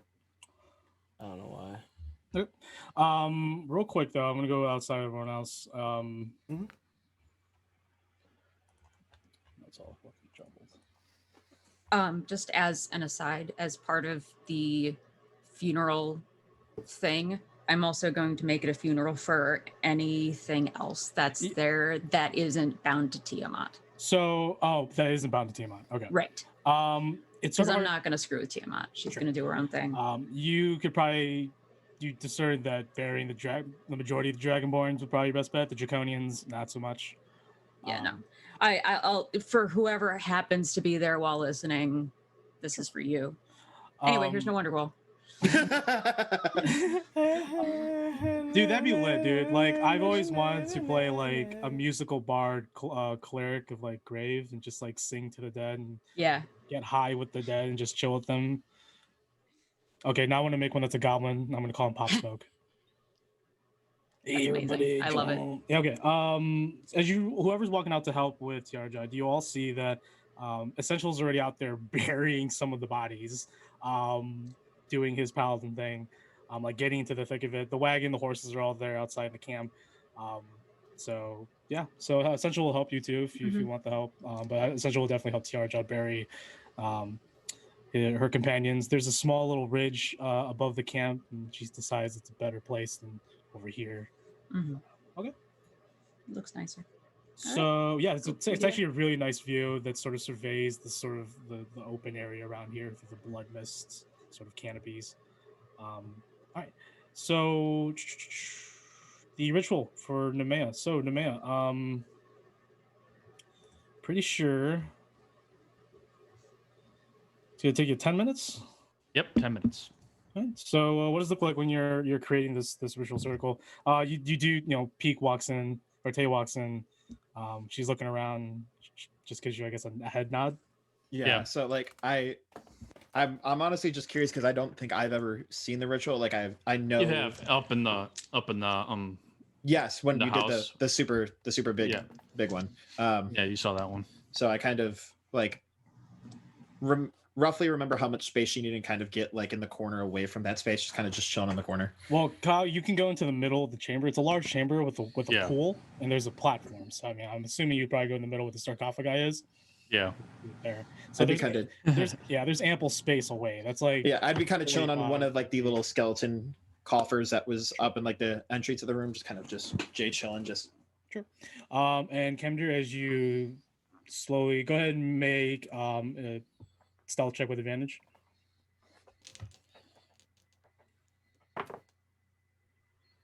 Okay, that's not terrible. 19. 19. As you're walking in, slowly creeping by, you see Nemea in the center of the platform. She's drawing these pentagrams, these arcane circles, these runes begin to light up in this very shallow gray, pale white hue, and just and then they become black again. She's starting to spread her arcane energy and magic around and creating this ritual circle of some sorts. As you creep in, you sort of enter the chamber and you immediately see to your left, Tay is right there, like just hanging back, chilling, watching all this unfurl. And you can see her eyes sort of move in your direction. And for you, Tay, you can smell, you can sort of feel the presence of Kender, especially smell. You know his scent. And he's like a good 2-3 feet away from you. And you sort of just like, and Kender, you sort of see her just react as you enter the chamber. Smells like Kendir's elbow. Smells like Kendir's gooch. I shake my head no and like gently nudge like to like go back. So you I'm not going to interfere, but like just like basically just say like I'm not gonna enter the room, but he's not leaving. He's just gonna lean next to the wall. Okay. So 10 minutes will pass then. All right. And Nemea, what does it look like when you begin it and enact it? At each point of the pentagram, the little pillars with the other pentagrams as well come onto it, so it attracts all the souls. And when I summon Harvester to enact the ritual, it floats in the center. Mm-hmm. It's cool. As you unleash, as Harvester is summoned through that spectral, ghostly, shadowy cloud, you sort of just let it float to the center of the room, and it sort of just slowly rotates, and the pillars begin to rise from the ashen circles at the points of the pentagram. And you begin to enact incantations and speeches and somatic forms. Around you, this darkish gray white hue glows around you, but then it turns to black. Sort of this large looming shadow begins to just wrap around you and the ritual circle. It's not covering it, it's just this thin dark veil. Yeah, kind of like a silhouette. Yeah, but it's raised, so like it sort of does look like it's just a veil that just wisps around the circle. Ew. And Kemdir, you begin to feel sometime probably in your past of the times when you and your family would go out and destroy foul undead that would be desecrating, graves in the nearby areas, or that have been disturbing the people, the hardy and desperate people that still live out in the Hollow Country. You know what it feels like to walk into a forest. You all sort of did that already, but you know what it feels like to walk into a forest, to feel hundreds of spirits wandering aimlessly with varying emotions, and you witness 100 souls, apparitions and ghastly visages of dragonborns and draconians walk through. Like as they're appearing, they're sort of just like floating ghosts, but as they touch the veil around the ritual, they turn into like solid corporal forms, and it appears like they walk through this veil, and they look in. Their soul is absorbed into the center, and more and more and more and more keep getting absorbed into this ritual circle until Harvester glows very brightly and returns back to your hand in an instant, as she is fully charged with 100 souls. I look at it as it's glowing, and I don't know what to do next. It's just full. Gotten here before. You do know that in 2 weeks, or you have to conduct the ritual of sacrifice to Seobold, which you'll probably want to talk to Modiaz about. Yeah, I was about to say if I summoned him now. Sure, if you want to summon him now. Yeah, I'll summon him now. Are you just gonna summon him, or are you gonna cast the ritual to summon him for 24 hours? I'm not gonna summon him or to cast the ritual to summon. I'm just gonna summon him for the 10 minutes. The ritual begins to close, and the shadowy veil around the ritual circle slowly drops and falls, and dissipates. All right, so you go ahead and summon Modiaz, your phantom companion. This time, Modiaz has become this darker, floating special shadow, sort of like a combination of like a wraith and a shadow combined with faint, glowing red eyes. And he looks at you and bows what appears to be his ghostly head. Lady Tomea, all pleasure to serve. In Draconic I speak. It is always a pleasure, darling. I have collected over 100 souls with Harvester. Do you know about anything about any other rituals or how to expand its power? Or do you know how to proceed from here? Well, right now, Harvester is in its lowest basic form. So right now it can only hold 100, but one day you will be able to hold 1,000, 10,000, maybe even more. But you will need to unlock its history. You'll need to find history, understand it, and then conduct the Dominion rubrics, which will be revealed to you once you understand its past. And to understand its past, we must find... We're going to have to find someone who can show us where Apavian dig sites are, primordial prime, sacred grounds. We could try with some of my old establishments back in the Hollow Country, but I can't promise you that the things that we are searching for will still remain. So I believe you had contacts, leads, and yes, just like we talked about before. Yes, right. But for now, I can show you the ritual to release these souls to the darkness, to avoid Seobold. But it will take some time. It will take more supplies to enact the ritual. And he tells you it's gonna probably take you about like another 100, 250 gold of supplies to do this ritual. But once you do the ritual, here's the thing: it can only hold on to so much for so long. Yeah. Eventually needs to be fed to Seobold. So in 2 weeks, if you haven't done the ritual, it will just deplete itself. The souls will be obliterated. Right. But once you do the ritual, it'll go back down to 0, so you got to do it over again. It's a whole process. Yeah, so I'm probably just gonna wait until we get back and then into Austerith. And then I will desummon Medeus and say thank you for your input, darling. He eventually just fades into this pool of shadows and dissipates. All right. Okay. So I get up off the coffer, and as I'm like getting up, I flick Kemdir since he's still standing there, and go. So I've noticed like the ritual that was a thing. Who is the spooky specter?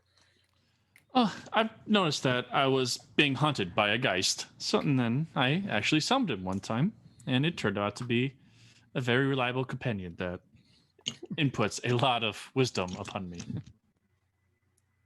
Interesting. Well, I assume that everything is taken care of then? Yes, it is. Let's go, darling. Let's get back to the group. Okay. With that, I'm going to assume that you guys are going to all join and return to the watering hole and rest. Is there anything you guys want to do at the watering hole, or did you want to rest and then get new spells and head to the Bloodwind Pass? I am interested in resting. Yeah, right. Of course you're going to rest. Fuck it. We're hurt. Cool. I am interested in. You're hurt. I am interested in reading the little sorcery pamphlet I got from Rune. Oh, sure. Okay. So everyone's at the rest and go ahead and take your long rest. Go ahead and eat. Tay, as you're reading the pamphlet is very. You've been around Ducine. Ducine's a very cultural, beautiful, artsy type of country. It's basically France. It's basically France. I mean, it's fucking Ducine. It's like Yeah. So you've seen so many young university students and young advocates take to the streets with very elaborate and very eye-catching pamphlets. This one is one of those. It is for the Bokrin Academy, one of the oldest institutions of schools for wizards and sorcerers in the country, the Magacracy of Oglever, which is basically a country full of wizards and sorcerers. Yeah. Probably not a good thing, but it says there's an expansion, a whole new campus, which basically is going to double the size of the school. It's a big thing because the school has never been renovated since its founding 2,000 years ago. But there's a lot of people that have been named, like, you don't know who they are, but they're like really rich people. They sound rich. Mm-hmm. They're probably sponsors, booster club members, stuff like that. So your mind's racing. Patreon donors. Yeah, Patreon donors, subscribers. But you're writing down. You can easily tell, like, they might be hitting like the booster money or like the people sponsoring this whole thing. Probably that's what his game is. This Rune's game of whatever he's doing up there. You don't know much about Oglever, but you do know that it's a magacracy and that if everything's magical up there, I mean, security's got to be intense, if not expansive. Yeah. But as you're eating whatever you ordered, you take a bite and it tastes like rotten, disgusting. It looks good. I need you to make a Constitution saving throw for me. Constitution saving throw. Oh dear. That's a 10. As you chew it, you cannot even fathom. You cannot even touch it. You cannot even eat it. You just like, no. Mm-mm. And you go in to drink some water and it tastes like sewer water. It tastes like there's been a corpse that's been in the water, and you spit it out. You immediately go to get some new water, maybe an ale. It's the same thing. Everything you taste tastes like death. Portia, I'm having a wee bit of a problem. Okay, can you be more specific? Yes. Okay. Everything I'm tasting and drinking absolutely tastes like death, and I have no idea what the hell is wrong with me. Did you add any salt? Normally, it may be a seasoning thing, but it's like everything I'm trying is like killing me. Well, that's weird. I'm like, you're the healer. Hopefully you might know what's wrong with me. Can I make a check of some kind or see if the companion ring has anything to say to me? Oh, yes, because we both have the companion ring. Do I need to be able to see the companion ring? So, no, the companion ring would ping you. All you have to do is like, you just think it. Just like, hey, how's my buddy doing? How's my buddy doing? Conditions. Yeah. It just appears in your head. As you say it, conditions, fine. HP, fine. For a test, though, are you trying to discern medicinally if it's like the food or what? What are you looking? How are you trying to tell me how you want to try to figure like discern this? So we're back at the bar that we went. Okay. Yeah, the little water hole where you can set up camp. You know. Okay. It's like a kayak, or what is it called? It's like one of those campsites. Anyways. Like a KOA. KOA, yeah. It's exactly a KOA. Okay. Is this where we had been before, where we saw the Warforged? Okay. Yeah, there's a lot. Yeah. So somebody else is preparing the food, but all of the food that we've ordered is coming from the same place. So no, it's the same person. It's a couple. The same person, right? Yeah. So we're all ordering from the same kitchen, and I don't have any issues with my food. So clearly it's not that. And everyone's eating, so like either they're eating the rations, or they are eating. There are patrons at the bar, and they seem to be having a fine time, and they're eating from the same sort of stew or whatever. Yeah, everybody else is okay. So I'm thinking that it's something specifically with Tay.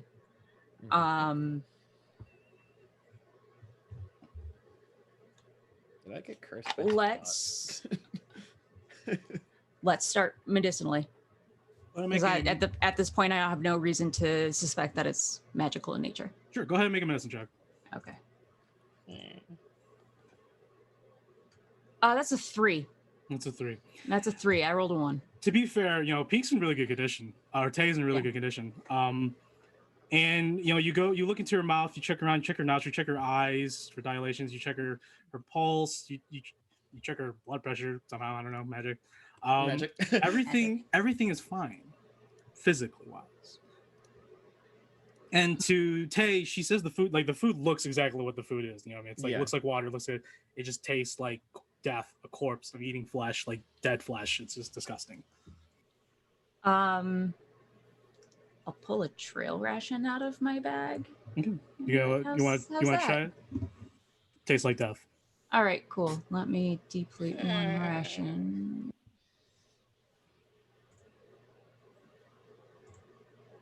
Okay. All right. So I'm going to move on to basically doing a Reiki thing and feeling what the aura is like. Sure. That's it. In terms of aesthetics, that's what it feels like. No, to me, that's but fine. I'm trying to do some sort of just checking of the magic and stuff without having detect magic prepared. You're fine. I'll say that because you drew the star, like you can sort of like create your hand into that starry form. Yes. Starry color, and like I don't know, you could really do whatever you want with it because like you're making an Arcana check. Right. Yeah, I'm feeling how the chi's flowing. Sure. Yeah, that's fine. Sort of like comb over some constellations of healing and good luck. Sure, whatever. Yeah. I had a weird idea that just came into my head. Did the boys identify the cookbook before I obtained it? The mayor? No, because you automatically took it. Yeah. Like, you instantly reached for it. 10. 10. I'm sorry. Arcana check. 9.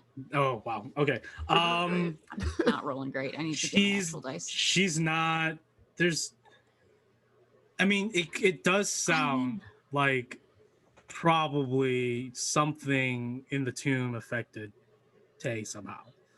Yeah, I don't know if you did anything that we weren't watching, but I'm better at dealing with people who are already dead.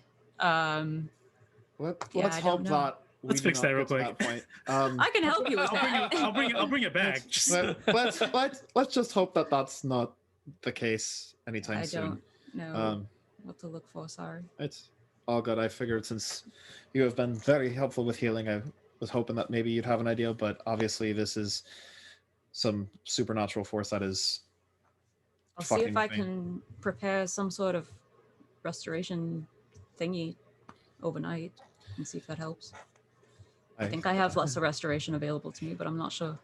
I appreciate you. And I run off and try and find Amaya. Okay. Long rest, right? Thank you. Right. Have you eaten tonight? What's wrong, darling? After we left the tomb, have you eaten anything? No, I have not. Yet. As I look down at my plate. Can you try and eat for me real quick? I need to test a theory. Okay. I eat. It's common gruel. I mean, you're better. You eating definitely better. This is peasantry, but it doesn't. It doesn't like literally taste like death. No, not at all. Okay. Close to it, but don't touch it if you can avoid it. But can you do your magically identifying thing on the cookbook that you gave me? I'm getting really weird vibes right now, and everything I'm eating tastes like death. Literal death. Oh no. I'm going to inspect it with Arcana. The book. You're muted. Muted. Inspect it with Arcana? Okay, go ahead and make an Arcana check.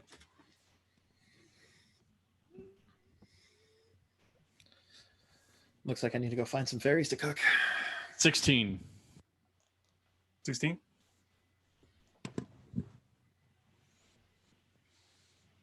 Okay.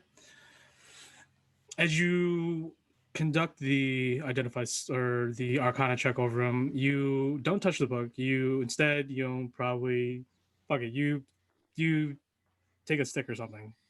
Take a stick and head. You don't open the book all the way. You just sort of move it around.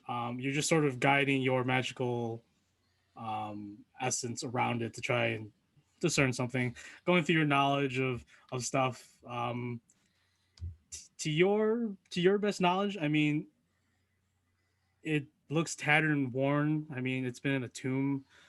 Your best guess that something foul must have cursed it. It's only a guess, though.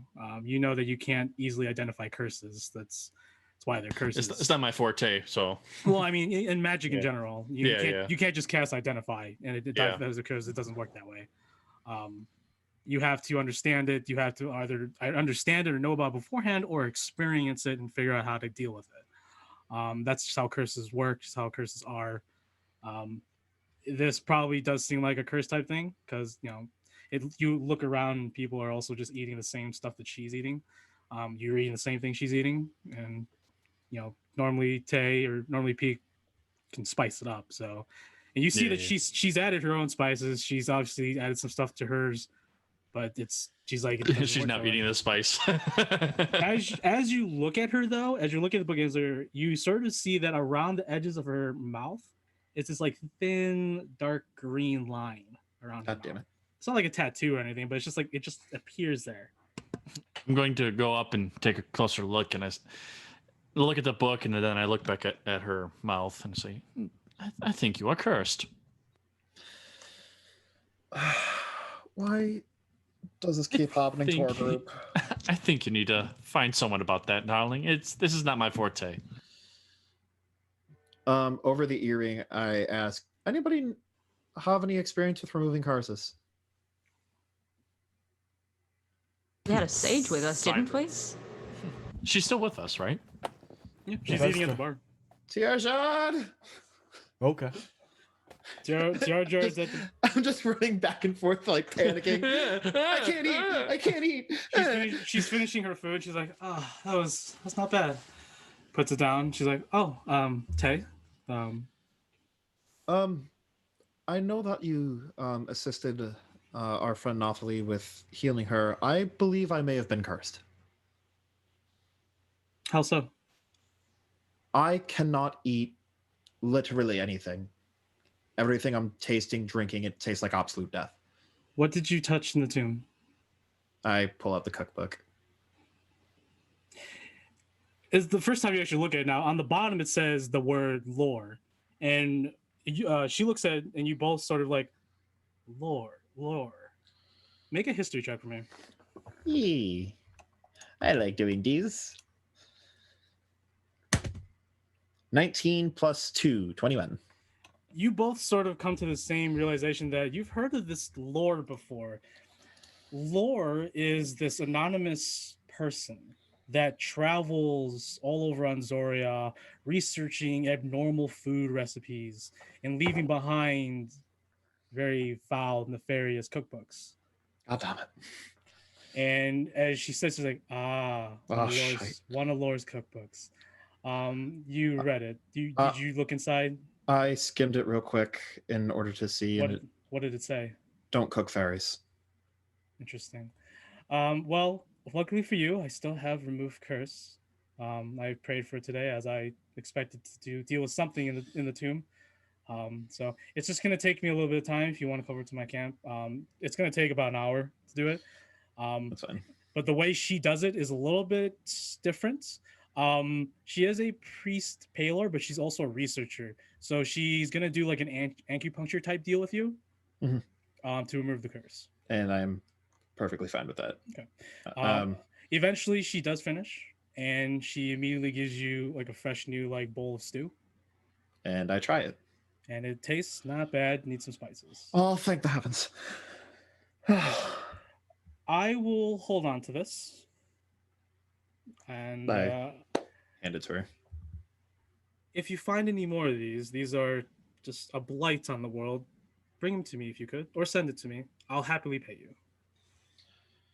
I very much appreciate you, love. And I will definitely be on the look for more of these books. Don't open them. Don't read them. Got it. All right. Well, I'm gonna get some sleep. So. You tempted me, you fucking asshole. You knew my weakness and gave me cursed items upon the world. You've been punked. I literally have. I wish it would say on the bow, the last page of the book, "Thou'st been punked." Yeah. On the back, it's actually written Lore's book, property of Lore. Do not touch except for Lore. Right. This is my death note. Don't touch it. All right. So you all take a long rest. Before we all go to sleep, I would like to gather everybody in Nemea's tent. Okay. Sure. Everyone gathers. I pull out the painting and I lay it out. This is the painting I was looking at earlier while we were in the tomb. Not that we can't do anything with it now, or even if we want to do something with it. It's just another loose end that has arrived at our doorstep. But I point at the glowing jar at her feet that looks like it's being activated. Yes, that's the That is jar the we're looking for. Well, we're not looking for it, but that is the jar. And Tiarjod's looking for. Yes. But that's not this art isn't what's interesting. And then I flip it over, and on the back and the bottom you see the note with the lettering of that Like says, the "We are everywhere, we are gray." Yeah. Yeah. Does that Something mean along those anything? lines. Yeah. Does that mean when- anything to anyone? When he gets back, I have a hunch of something that it might be, but I'm not 100% sure. But we shall see. Who? And that was already on, like, the painting when you saw it, correct? When I cut it from the frame that you took. I kind of just dangle it around my neck still. What? Because I'm wearing It's like like- a goddamn necklace. Isn't that yeah. Look at giving you my any neck necklace. pain? Look at my I necklace. am a work of art, love. I am the art, darling. Condition in pain from the pun. Condition, cursed. Cursed. Now you are deaf. God damn it. So The we're question looking is- at the the writing on the backup. painting. Do I recognize those words from anywhere? Because like basic like me like the Order of the Timeless Owl or something, or Oh, is that what you're trying to base it off on? I'm like that's kind of like my first hunch, just like Go, of like go ahead and make a history check based on that. because they were like they had to be super fucking skilled. It was a small group. Sure. 17 plus 2, 19. I mean, if you nameless gray. I mean, if you're thinking about yourself as a changeling, I mean, you could be grayish to an extent. I mean, you're mostly paler, Yeah. or just Can pale. I also make a history check Sure. What are you basing it off of? off of the contacts that I have. Which contact? Actually, no. Go ahead. No, I won't even tell you. Sorry, because I haven't posted the information to you. So go ahead and roll. For yeah. me.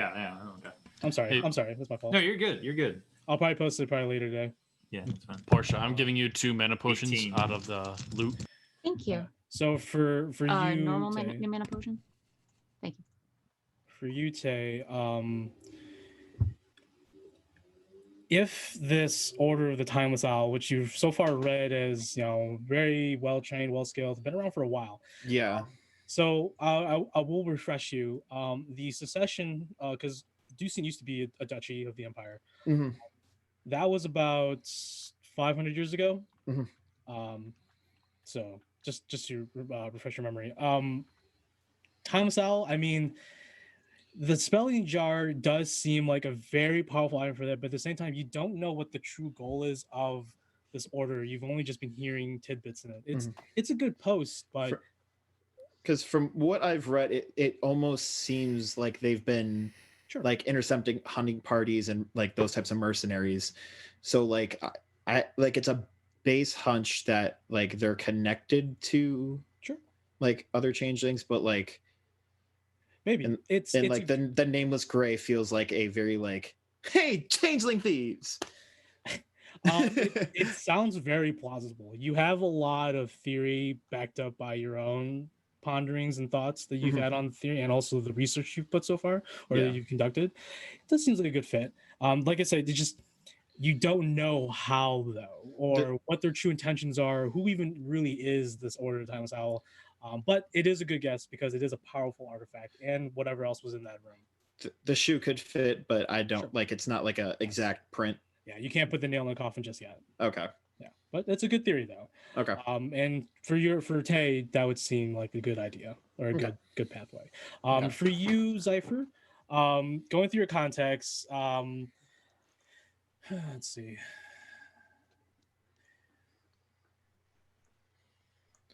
The old Fletcher. The old Fletcher, as you would eventually know, is like all these contacts are no names, but they are heads of very large organizations. The old Fletcher is head of this group called Hero Specs. It's not well known, but you know them because of your family as well. They are one of the most renowned monster hunters, not in the Materium, but in the Outer Lands. They operate through the city of Sigil. You've heard talks with one of your contacts, which I'll probably give you on break, to give you a little more better info, a little more depth into what I'm talking about. But he did reference that, you know, these contracts, these magnum contracts that he will procure for you, which are like really big extraplanar beasts and stuff, like big nasties. But and I guess you would know right about now, hunter season's open, so contracts should be coming in soon, at least information of. But your contact has probably told you some stories of other competitors, other people who might have a knack to join the Hero Specs, and they've talked about people with some refined skills. With an 18 crit, is that just like everything total? Yeah. Total? I rolled 17 plus 1. You did hear something about a nameless gray. An organization of sorts, very shady, but they're mostly criminal. They definitely operate somewhere in the DS, but you just can't remember where. You might have to look into it. But that's the closest thing you could possibly think of through your contacts. All right. Can I make a check as well to see if those words are familiar to me? Because Shatter Gray. Right. There's a lot. Right, I feel you. So the Shatter Gray. The Shatter Gray, yeah. You want to use history, arcana? What are you thinking? 50 Shades of Shatter Gray. Intelligence based on memory? I don't know. Or history? What do you want? If I I can just do history. Okay. Go ahead and make a history for me. Now I feel like I'm gonna find my mother's great. I'm not gonna find her, but I'm gonna find her fucking autobiography, 50 Shades of Nameless Gray. Shatter Kai are gray. Nameless Gray. That's what I got. Well, here's the thing, like, you are also from the Shadowfell, and there have been many groups to call themselves Greys, the Nameless. You have a large list. It could be any of them, but actually, it couldn't be any of them. It could be a couple of them, but at the same time, I'm so far disconnected from that. It's like you're so far disconnected from your dice right now. It could be, but right. Have you tried this stew? Now that I can eat, I have actually. Oh, good for you. It's not bad. Just because I'm curious, you can tell me no. If not, in the Hollow Country, would I have any connection to this? Because I don't want to keep rolling. If not, then that's fine. Because in my mind, I mean, I could, but no, it doesn't seem could. likely. Yeah, I'll tell you right now, you could if you did a roll. But right now, nothing comes to mind. I'll do a history roll. You could do a history roll. Okay. Change things. Definitely feels like a change of thing. Yeah, nope, that's a 4. Yeah. Could be anybody. Yeah. Anybody with skills and whatever abilities. Well, we'll put a pin on this. I just wanted to open the floor to the knowledge, just because it seemed like it was hidden there for a purpose, for, wandering eyes. Are we going to continue to pursue looking for the jar, or Probably not at this moment in time, because we have bigger things to do. Well, not bigger, but more, time sensitive to things to take care of. But is there We're something on a contract. we're on a Okay. contract? I think this is definitely something to keep in mind as we are still traveling around this area. But it definitely shouldn't be our main concern. But if more things like this keep popping up, it may run into our path, not by choice. Yes, as well as a very peculiar thing, much like souls walking into your path. And he's staring openly in front of the group, and he's staring right at Nemea.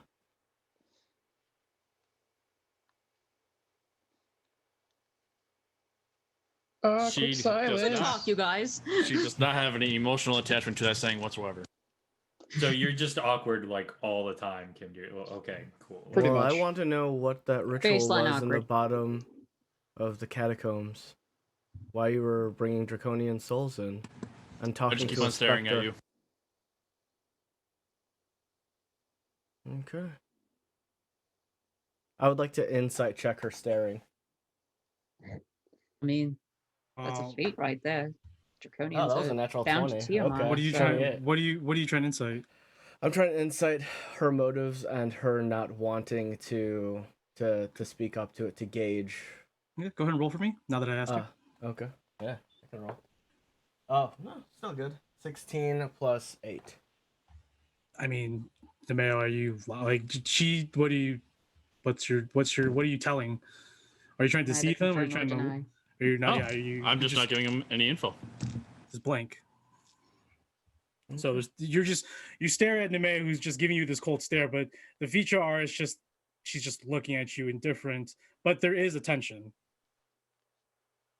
But she just glares at you. Good to know. Can't be trusted. And he just walks out of the tent. Got it. So always awkward. Just Portia's gonna look over at Nemea. Are you? Could cut the tension with a motherfucking knife. I'm not gonna have this discussion right now. I'm gonna leave. whatever. It wasn't. I'm my not fault. prepared to have this discussion. Okay, so are we gonna settle down for the night? While we're having awkward conversations about just everything that's happened tonight, I want to speak with Maxine because I noticed Sure. she's been kind of tense. Sure. We'll do this conversation next scene, then we'll take a break. Perfect. Cool. All right. Yeah. Next scene's back at camp, and then yeah, she's just sitting there. Can we talk, love? Sure. She sets her great sword down as she was polishing it and moves over to let you sit on a nearby log next to the campfire. I take a seat and just kind of do the whole the hand warming thing next to the fire. Is everything all right? Yeah, everything's fine. Look, I know the whole shapeshifter thing, in the Feywilds we don't care, so it was just a surprise, if that's what you come to talk about. I just wanted to make sure it wasn't going to be an issue with us. I know the reputation that my kind have given off in the past. In the Materium, yes, but in the Feywild, they're just like any other creature. So we're good. It was just surprising, But also, I'm not mad or upset. I mean, in the Empire especially, I can understand why you want to hide your identity. It was how I was raised. I don't necessarily want to hide it, but it's hard after 15 years of my father consistently telling me that I can't be noticed, I can't be spotted, that even now as I'm getting more comfortable, I'm still trying to break out of that habit. No, I understand where your father's coming from. I mean, with the Comax still looming in the shadows. You can tell I tense up when she says that. Have you encountered them? A hunting party came through on our last adventure and killed a friend of mine. I've seen a team of 5 of those dreaded people torch an entire town because of one shapeshifter. A kind, gentle soul who was the mayor, who fixed the town, brought food, brought the economy up, brought jobs, torched the whole town because he was a shapeshifter. I don't approve of their standards, and I also don't approve of what the changelings and shapeshifters did back then, but I think it's time that we moved on. As she's saying this, I want to take the fan blade and start carving a rose in the dirt in front of us. I know that you have your plans, and when all is said and done, you are more than welcome to, once we finish that, go on your separate way, but I want to take them down eventually. She turns to the fire, staring at it. Vengeance is one thing, Tay, but this... It's not about retribution. It's not about getting vengeance on them killing my friend. It's about expunging bigotry and the hate towards people for actions that have happened centuries ago. She gives you like a faint smile. It's not my fight. I'm not saying it is. And if, like I said, if you don't want to stick around, you don't need to. But I'd be more than happy to have you if after everything is said and done. She takes your hand, grasps it. Well, we'll see. First, we need to deal with Mr. Sloan, and then I guess we'll renegotiate. I can't wait to see his ass in the fucking dirt. She lets go and stares at the fire and just mutters to herself, "So will I." Okay. I smirk, rubber shoulder, and head on into knockout. Okay. All right. Everyone to take a long rest. Portia actually has a super quick question for Kemdir. Yeah, Kemdir is currently, if there's a, like an overlook or something like that, you can see him just, at like, you know, in the pass, or, you know, standing just staring up at the stars leaning against a tree outside. There's like a small mound or hill nearby. Yeah. Hey. Hey. What's up? Listen, we're both not great at conversation, so I'm going to get right to the point. Okay. You do alchemy, right? Yes. Do you make poison? Potentially. I Could have you? in the past. Yes. Could you make me some poison? I reach into my bag of holding and I pull out like a pile of poison. I mean, I have these. Well, not a pile. They're in vials. I'm just sit there. Yeah, they're just not like a Here's pile a of poison. handful of cyanide. Here's a just- handful of loose poison. Yeah, no, it's like. Don't tell Hoja. Yeah, so I have a few of these. Depending on which, are you looking for something more specific? I mean, I'm not these are sure just yet. basic poisons. I'd be more than happy to assist you. Okay. If you need something specific, you can figure that out, and then I can see. Yeah, if I I can will make let it. you know. What do you have on hand right now? Just basic, poison. Okay. Nothing too crazy. Tell you what, I will take what you have and dick around with it. Not dick around with it, but I have 8. I mean, Okay. vials. I mean, I'll take what you can give me, Okay. and we can go from there. And I will pay you for the materials that you had spent to make these. No need to pay me. Are you sure? Yes. Here's the thing. I know we don't know much about you, but I'm a person that values honesty and open conversation. That's why I called Nime out just much as Peak.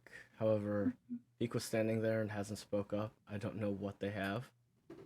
All I ask from you, if you're looking to pay me, is be honest. I'm tired of all this secrecy, separation. Of course. I understand. It's getting old, to say the least. Yeah.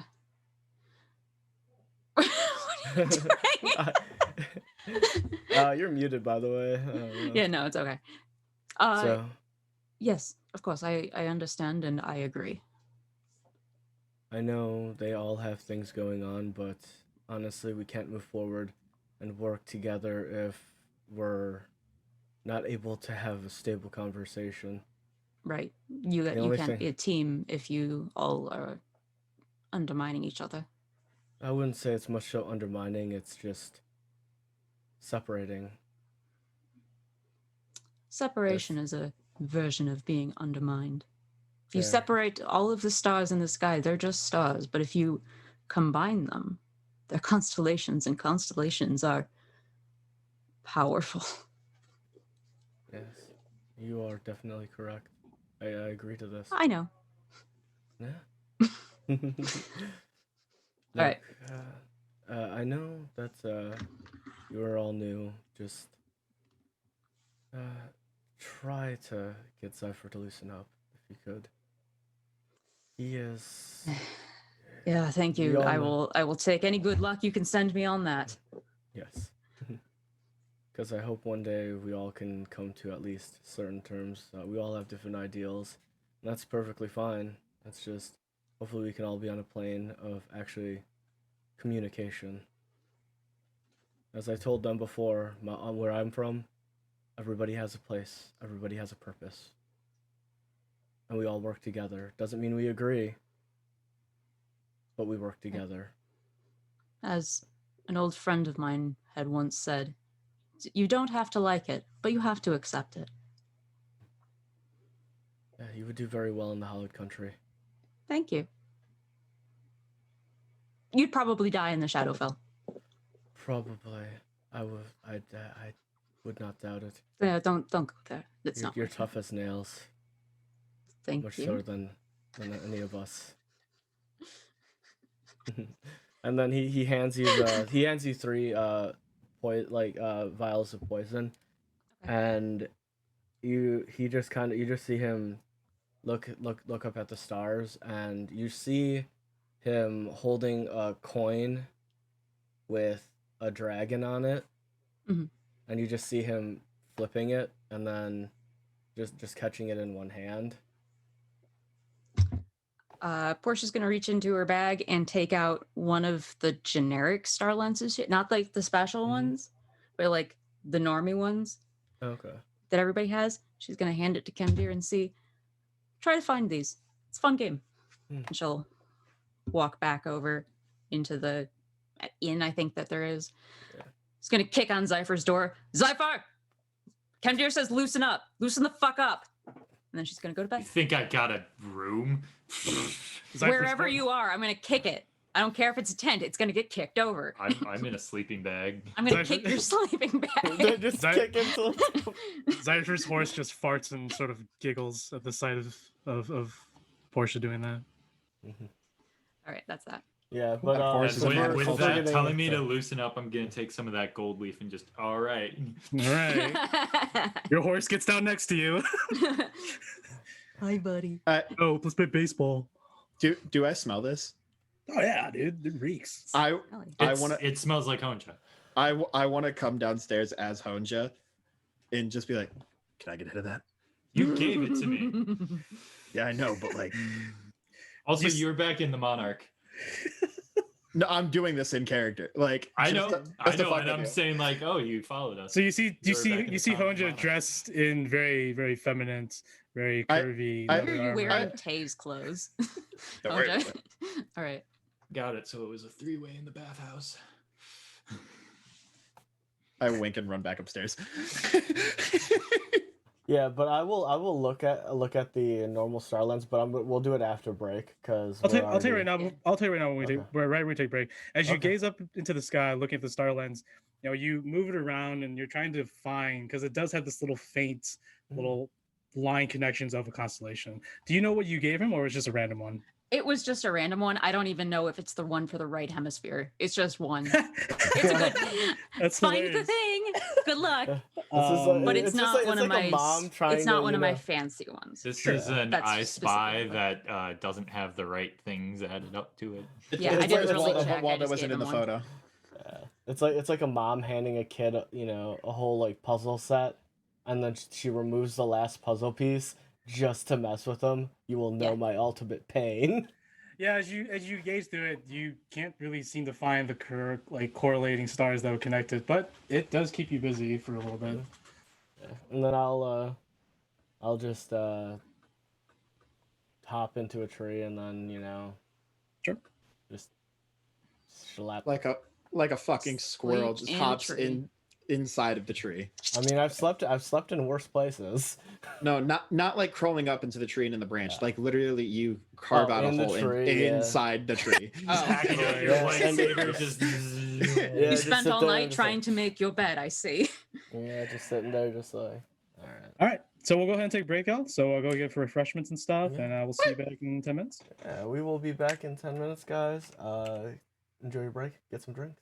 We will be back. Bye. Bye.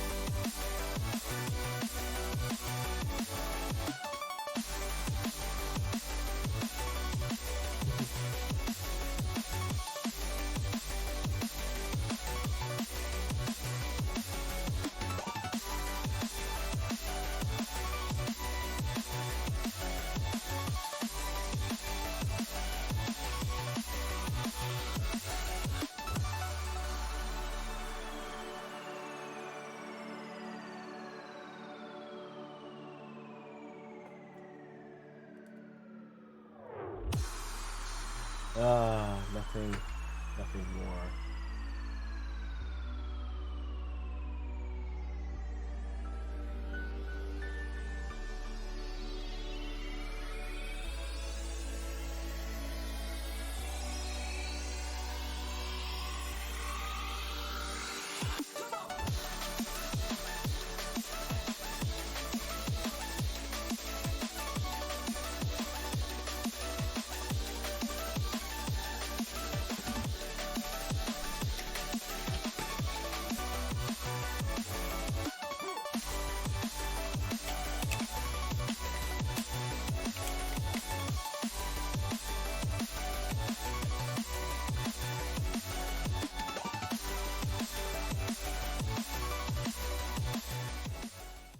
Hey, what is up, guys? It is Joe Dirt.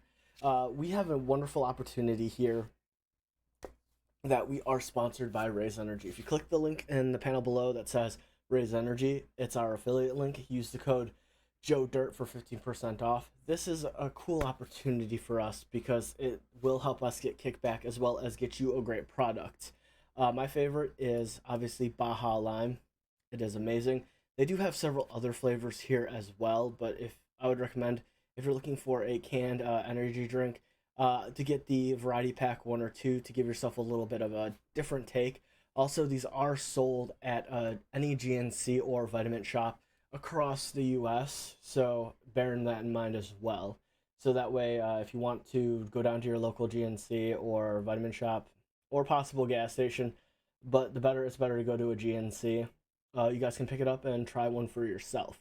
So they do offer the different cases here for different flavors, as well as they do offer a popcorn as well. So they offer a snack, and they also have different flavors as well. Peanut butter cup is great if you're looking for a healthy alternative snack, and if you enjoy popcorn. Also, they do have pre-workout, as well as they do have the different weight loss muscle builders, as well as health and wellness. I do like their hypersleep. It is good for the for those of you like me that have a hard time sleeping. I do favor their sour gummy flavor. It is nice, as well as it just helps you get that clean sleep, as well as it does not affect you as much when you wake up. It helps you go into sleep as well as come out as well. It is awesome. They do have a lot of apparel as well, which is great. I mean, everybody knows that we love apparel here. It is awesome. As you can see, I've got this great quality shirt. Love it. But yeah, guys, that's about it. Like I said, if you want to pick up some of the Raise Energy, click the link below. Use code JoeDirt, 15% off. And guys, again, this opportunity was made possible by you and by your support. Thank you guys so much. We'll see you in a few.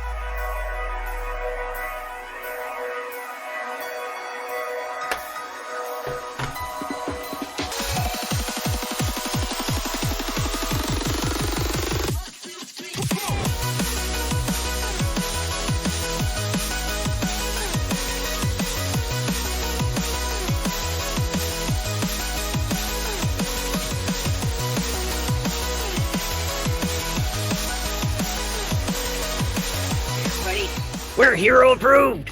Look at this guy over here. This is Grouch Couch, where the players are guaranteed to be more intoxicated than their characters. Ha! And they're gonna make you laugh your ass off. And that guy over there, dragons in the dining room.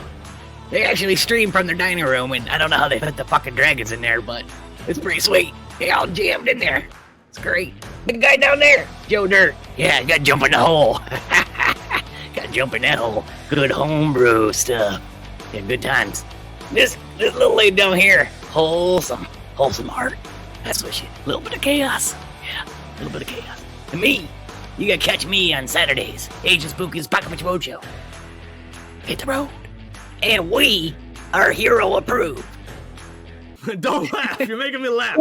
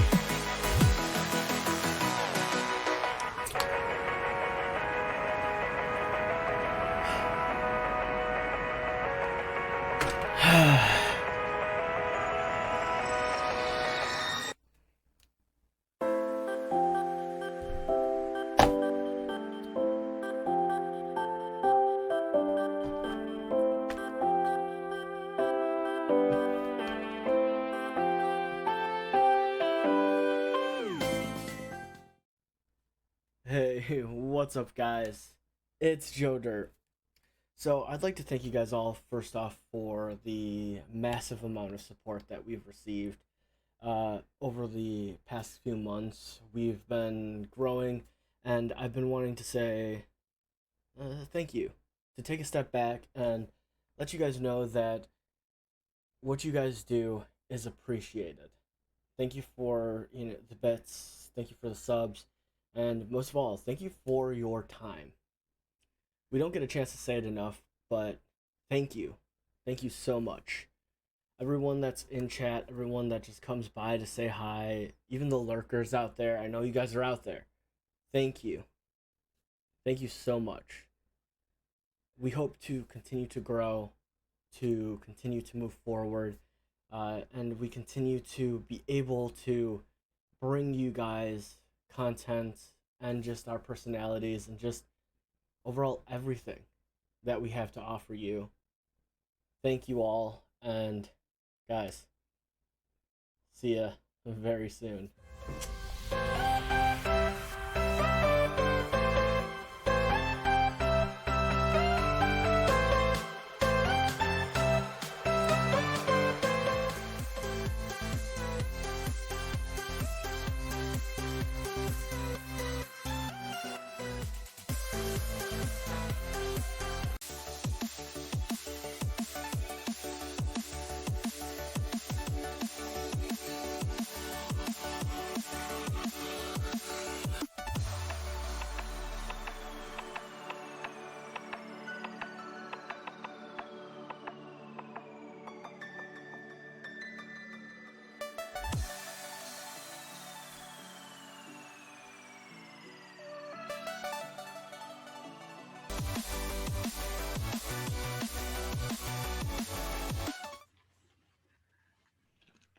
And we're back. All right. I hope you all watching, viewing from home safely. Got some refreshments, stocked up, used the bathroom, restroom, whatever you call it. Albano. Those of you viewing from your homes, thanks for stopping Water up. Those of you closet. viewing from my home, get out. I'm supposed to be home alone. How did you get in? The door was locked. Don't worry about it. I swear to Enjoy God, the there was box. 5 deadbolts. Enjoy the show. Here's me back in the closet coming to you live from Dom's bedroom. Now I'm in the closet too. Get out! No, get out of my closet. Get out. I own this closet. Get out of there, Kanye. You own this I'm in- closet. Oh no, R. Kelly, get out of the closet. No, I'm staying. Or Michael Jackson, get out of the closet. No, I'm staying. That's ignorant. Jump in the closet. All right. So after a beautiful rest, it's from South Park.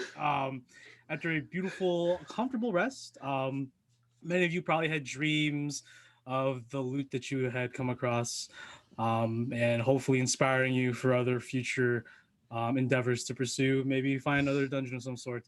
It was definitely worth the thrill, and you all awaken refreshed. Don't trust a What is Essentials armor? What armor does he wear?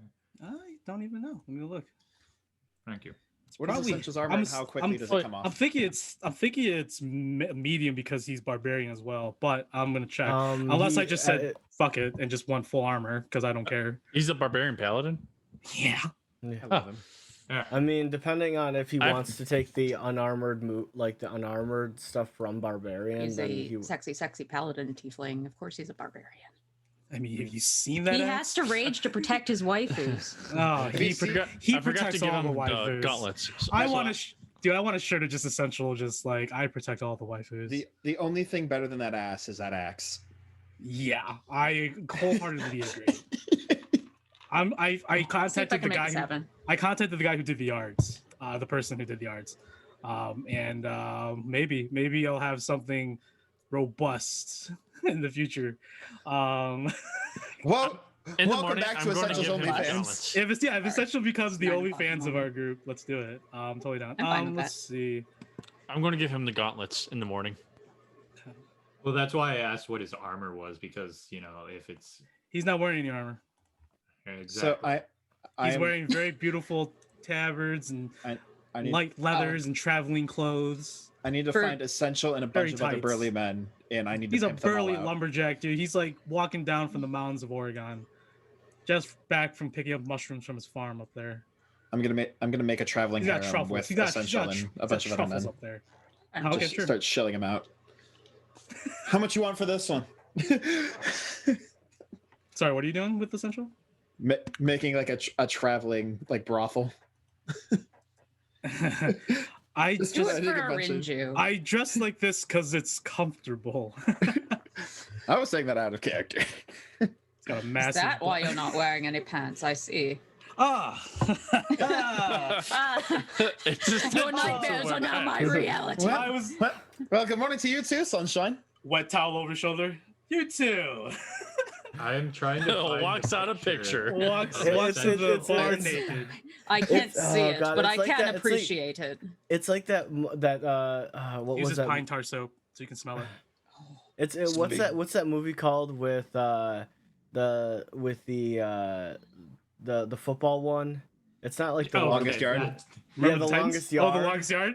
Yeah, the one where Yeah. everybody's in the shower. And, I got the fries that'll rock your thing. No, and I got the and shakes that'll Essential make you is quake. Stone Cold Steve Austin. Yes. Yep, Yeah, that's the one. that's what I Oh. mean. It's like I didn't I love know that it was movie, like an actually. iguana. Yeah. Yeah. Oh man, it's just So- funny. One quick sidebar before we continue. So even though Toph was blind, she still wanted Saga. So you know that man had to be slanging. I don't approve of the I've- shit, but sure. I'm just saying. I feel like that's how, like, Portia can like appreciate what Essential's got going on right now. Like, Oh yeah, of course.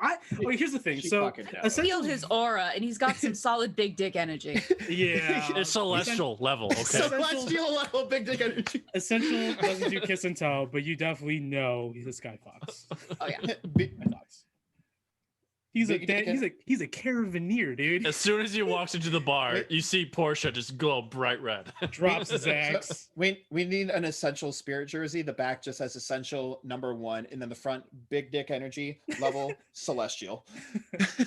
So Celestial even dick though he's not wearing armor, can he still have the gauntlets and it? means Yes, that he's because still it's not like wearing- making it's like the bracers of defense. They don't count as armor. That's why monks. You see monks take bracers of defense because they don't. So- it doesn't count So as broken. armor. Yeah. So broken, man. Yeah, the low same He thing levels for doesn't giving- barbarian. wear armor, but it doesn't Oh my mean God. he can't. Yeah, It's just no, like he- the belt. Well, I just wanna of, make sure that it Dwarven- doesn't It's like the belt of Dwarven count kind as and like armor. the Titan, like the gauntlets that bring your strength up to like 20 and 25 and strength. yeah. So the it's like belts of those ogre power. Yeah, no. ogre power. would- Yeah. I need one of Oh, those so sure. I can multi-class in the paladin. Everyone needs a Thanks. belt of ogre power or bracers. All right. I just want the lowest tier one that brings it to 19 so I can The Hell multi-class Giant? paladin. the hell giant. Then. Yeah.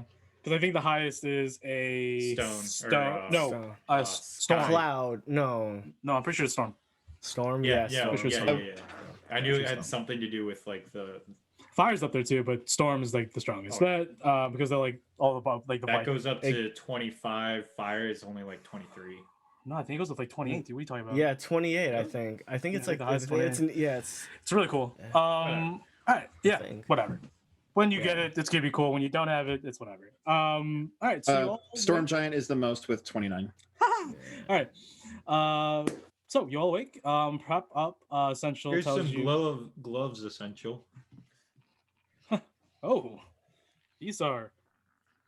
Oh, these are He fine. just puts his holy hand sigils. right in there and just oh. No, he's not. He's like I can't take these. These are not. Yes, mine. you can. No. I can't. Essential. Please. You- You're Take them doing- or we leave here. He We- literally we like live- puts it in your chest. He's like to you, Dyer. He's like, you are doing me a favor right now. I cannot accept this. You're Essential, you doing us a literally saved favor. our lives. Take the fucking gauntlets. I cannot. I cannot. You saved our lives. Make a persuasion check. I at will disadvantage. grab them. I will and do I will that. give Okay. them to Tay and just like over the earpiece telepathically, like sneak them in his bag. No, I'm He, going he to. does just have a simple backpack. Yeah, he just has a simple backpack. I'm I rolled a going 14 and to. a 13, so 23.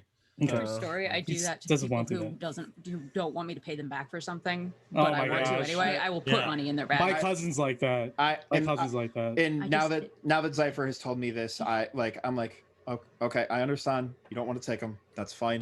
And then I'm going to do the sneaky. Sleight peeky, van? put 'em- yeah. Sleight of hand, good. He turns around. He's prepping the wagon. He's got his backpack on his back. And I'll just try. So I will tell you right now, it's an advantage because he's gonna talk to you. Yeah. 16 plus 8 and nat 20. Sure. Yeah. You're just like Go there. you're just like, come on, big guy. And then he's yeah. So how So many people are in your caravan? Like who are we like, looking for? 225. I understand. We that travel throughout. doing you- Yes. Oh, I understand we're doing you a favor. I'm sorry. I didn't mean to push that on you. You are doing your best. I'm okay. I'm leaving. Just say thank you, God. yeah. I hope I'm gonna hop in the caravan anyway. or the wagon. Sure. Yeah. Yeah, He's like, that's I hope one day that you all get to meet my our leader, Kurz, Conrad. Oh, Conrad Kurz. Are they gonna be there for when we get to the rest of your caravan? He sort of looks up in the sky. Sir Conrad's gonna be gone for a while. He looks back at the wagon, continues tying. Is he Okay, dead? no ominous forebodingness at all. Okay. He looks back. He's like, So I'm not trying to be evasive, but our caravans here in the Materium, but we also caravan out in the Outer Lands, which is way far Oh down. my. Okay. We are planeswalkers, if you may. Oh shite! Okay. Yes. Okay. Ew. Yeah.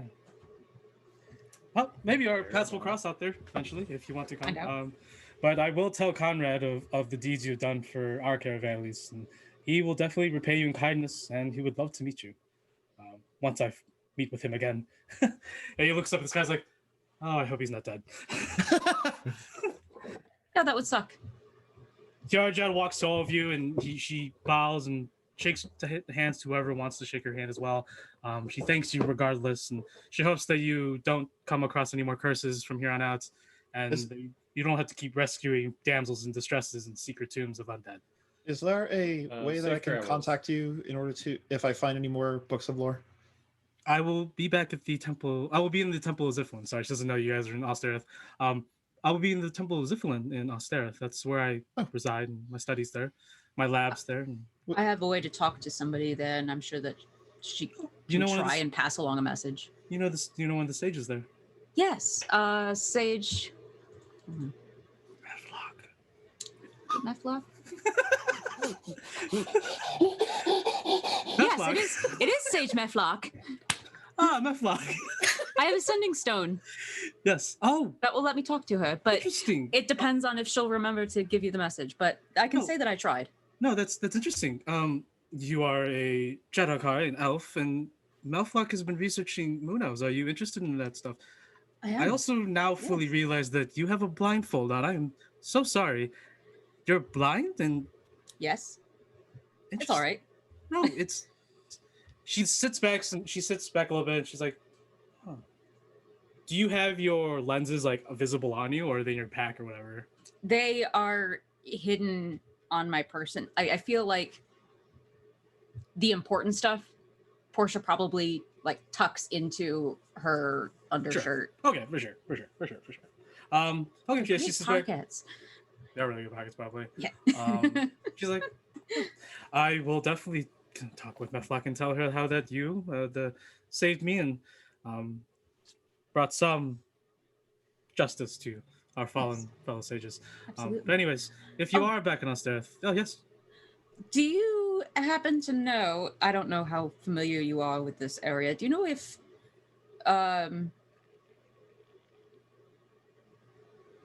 I don't have my notes in front of me, but I'm going to ask it anyway. Do you know about where the positioning of Lothmiddos Observatory might be? Is that near here? Lothmiddos, I don't know what that is. An observatory. That's okay. Must be the more moon elf thing. I remember Menflock talking so much Yeah. about them. She mentioned it was in Yolathis, but I can't recall off the top of my head. Well, I know of a couple around that's here. have already been, have already been dug up. Mhm. But yeah, I do not know. I'm sorry. No, that's okay. Thank you. Okay. She takes in her pack. You notice that she's hitching a ride with a young dragonborn family. Got a bunch of kids, and you can see that one of the kids had like a broken leg, and she hops on the back of the wagon, starts healing, and she waves to you all as you guys depart. Don't go to the Lantern Feast Festival. Stay away from the Carnival of Beasts. Thank But you. I love the Lantern Feast Festival. Yeah, I know it sucks. Hasn't even happened yet. It's a really good festival. It's a great festival when cults aren't trying to fuck with everybody. I don't know that I'm going to mention that, but you can. It's fine. You want to say something, Nick? Were you saying something? Yeah. Okay. Let me change my music again. All right. Back to campfire. All right. So, making your way up north, you got back around 7 o'clock last night. You wake up, I don't know, 6, 7 in the morning, I'm assuming, like really early or somewhere at that time. Yeah. Whatever you want to wake up. We'll just say 8 o'clock then, or 7 or 8, whatever. Doesn't matter. You guys are gonna get there Noon. Regardless, it's gonna take a day to get back to the Bloodwind Pass, which you had to pass to get over here. You take another long rest. Continue on the next day. And eventually we get to now the sort of the barren land, something that Nemea, you're used to now because you would have to go through this by land, which you did to get to Torkon, is the barren lands of Yolothis, northern Yolothis, these Badlands. Such a Also, I blasted would like it wasteland. to be known, Kemdir is flying on the flying carpet. Okay, so you fly a little bit. How high are you So flying? fucking extra. Yeah. How high are you flying? I would say probably like maybe 30, 40 feet in the air. So you would actually see it quicker than Essential. Essential knows the road, so he knows what to expect up away. But you, Kemdir, as you're flying over, you can see that the land begins to change dramatically into this rocky mesa, trench-filled. Actually, I should probably just bump. Wow. And Hodis is just laying next to me on the flying carpet. Okay, so Hodis is out. What form is he in? He's in his wolf. He's just His wolf form? He's just like chilling. This is like the first time he's ever flown. That's crazy. What? I'm sorry, what? The first time he's ever flown? Like on a flying carpet. Oh, okay. yeah. He's I'm chilling. like he's literally Been a bird? he's literally been in like owl form, like he's Sure. flown before. What do you It's mean? different when you have to propel yourself. True. Mm. So you arrive at the edge of this barren. You can see it, Kemdir, from above. I keep losing myself. Lose yourself Into this barren valley, which is definitely why you know now why it's called the Bloodwind Pass. These narrow, winding trenches, lack of visibility via this massive dust storm. There's like a bunch of them. You're sort of looking to a valley of sorts, but it does rise going forward. But you see that there's these large mesa trenches that sort of just divide this land to a cracked maze. Just multiple large looming red mists, which you can sort of discern eventually as this massive, thick red sand and dust clouds, these storms barreling through, rolling giant boulders, pushing shrubs, and throwing anything not tied to the ground away. Like, it's pretty powerful. But you can see why, as the surrounding areas are pretty much mud and slop, and the quickest path would be through this Badlands area. But eventually it's going to lead to the greater Badlands of Northern Yolothis. But as you make the way, Essential stops the wagon. He looks up at you, Kemdir, and he says, "Hey, before..." Yeah, just lower it down. He looks back at everybody. Before we get in, he's sort of like, if you don't have any extra towels or pashminas or anything, I would suggest you wrap them around your head. If not, I have some extras. It's going to be very hard to see, and you don't want the sand getting into your eyes. It can be very blinding and devastating. I was going to pull out some desert goggles from Roseus. Yeah, you actually would have some sort of desert goggle. Yeah. You can just put your goggles at night, but you can. I would say that you can turn it off, dude. So like, Yeah, that's what I was gonna do. I'm going to dig into essentials. No, he's got to be Essentials, Archer on the essentials. train. sure. Yeah, he has a bunch of pashminas, and some are really thick, some are really worn, but they work. You can wrap your head around. I grabbed the flashiest. You can see that Nathalie has like balaclava, but it's like military, like militia from the Draconians, and she puts it up, raises it from beneath her armor, raises it over her face, and then there's like this little thin layer for her eyes, so she can see through the balaclava. It's legit. You can actually see for Maxine. Maxine also pulls like a very thin veil, like pashmina, and just wraps around her head. you can barely see her face peek when you look at it, but she's like, "Don't worry, this will do." Kemdir is just he's gonna take the fur the fur line that he has. He's gonna throw it over his shoulders, and he's gonna button it together, and then he's gonna pull his hood over, and then he has like it's kind of like what you would think of as like a stealth kind of, like just when he's going in to like catacombs or just not being sighted, and then just like pulling it, and then like having the fur line just like so it looks like it's just like almost like a fur line like half mask with like his face covered so you can't see his face.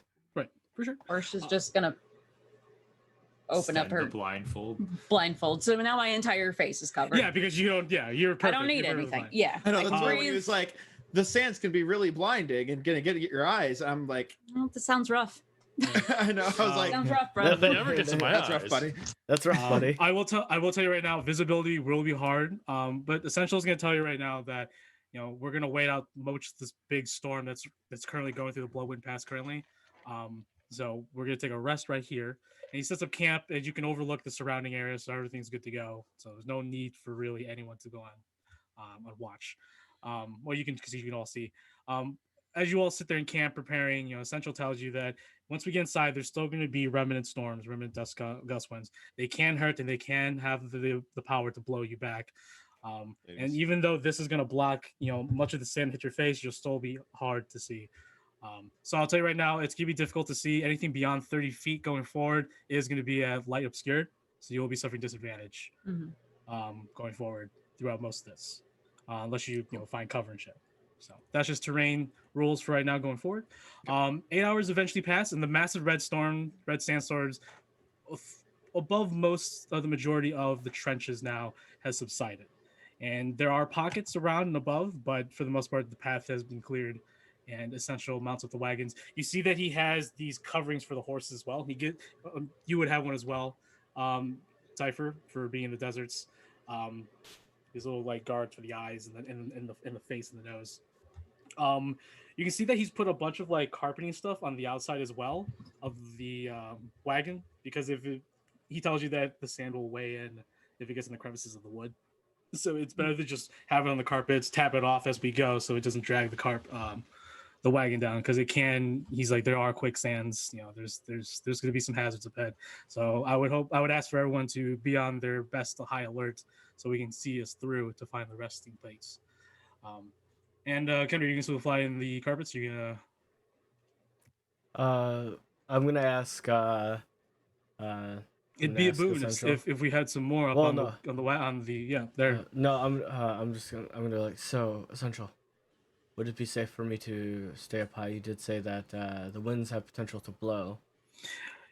True. And flying too high above the trenches would not be advisable. Even with the majority of the bigger storms subsiding, you're still running the risk of being blown off your flying carpets. Yeah. So how far do you? I would say stay like 10 feet above us. 10 feet, 15 feet. You can risk it if you want. I'll let you gauge how it is. Just be careful. Okay. Yeah. So I will fly. I'll stay about like 10 to 15 to 30 feet. Just like varying depending as far as like gauging how the weather is temperate. If I need to go lower, I will go lower. Sure. Or if I need to go higher, I will go higher. For sure. He will tell you as you're all now slowly making your way into the deep trenches and the chasms of the Bloodwind Pass.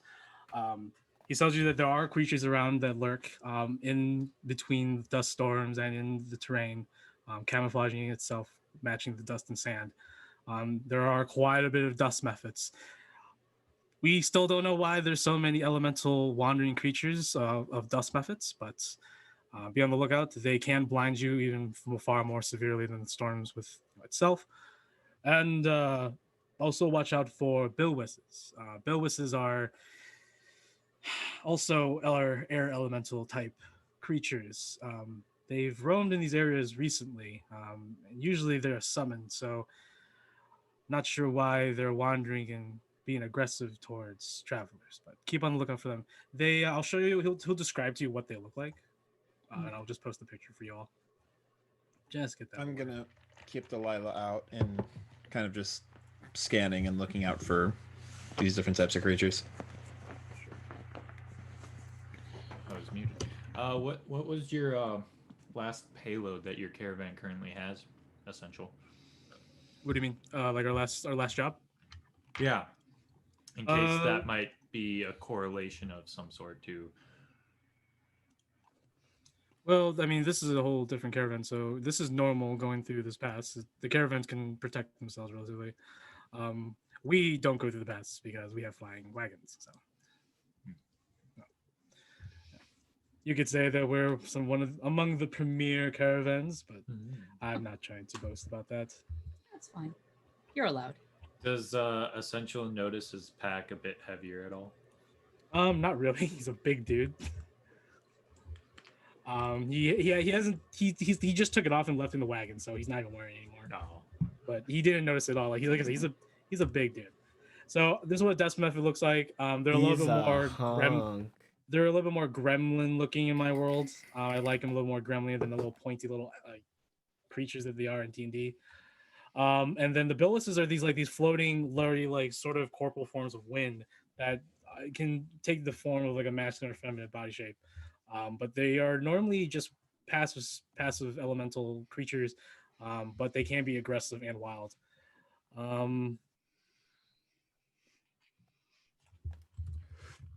Did anyone prepare the gust spell today?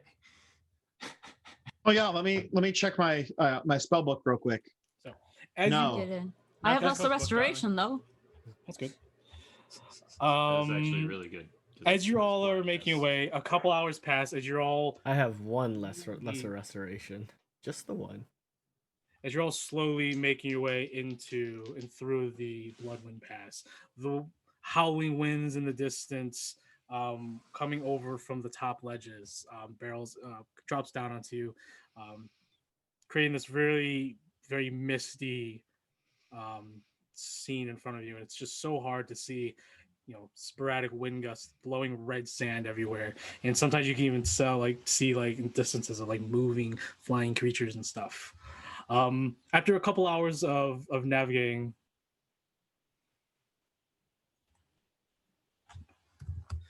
it's not.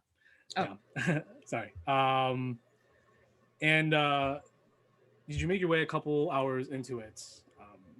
Essential stops the wagon, and Kemri, you sort of see that he stops, and you hover above too. Kemri, as you're hovering above, you can see the tops just a little bit over the tops of these large mesa trenches, but there's still a lot of this remnant dust storms, and the winds are coming from a lot of different directions. It feels like, with your survival navigation skills, there's a lot of large objects in the way, and then the winds are just barreling in multiple directions, causing all this obstacles of finding your way. And you can easily see how people can get lost in here unless they know the path. And getting stuck in this dust storm would probably be no bueno either. But you do see, not too far away, up on a ridge, just good 60 feet up, you can see what looks like to be edges of a silhouette of a building. And Essential sort of points over in that same direction. He's like, all right, so the rest area is not too far away. Up the ridge over there overlooks the rest of the Bloodwind Pass. High Road should still be up there. So we'll go ahead and park the wagon here and dismount off foot, since the wagons can't go up to the ridge. And he gets out, sort of pulls the horses with them. They trot along with him, and the wagon moves off the sort of used, weathered, dusty road onto the side. And you guys can start to see, and we'll go to roll 20 for the map. Map.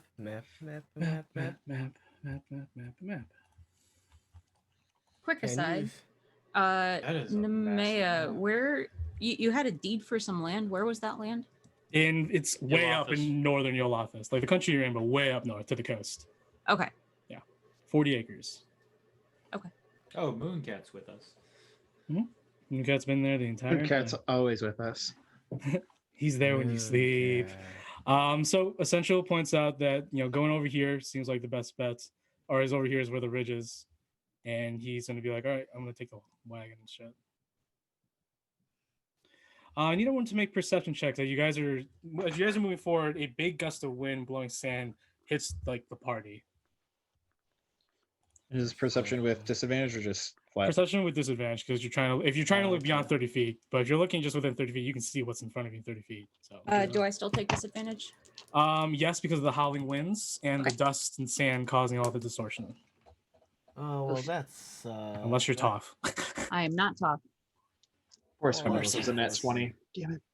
The first one for me was a 19, but it's still not terrible. Well, it's not Got an great. 8. Okay.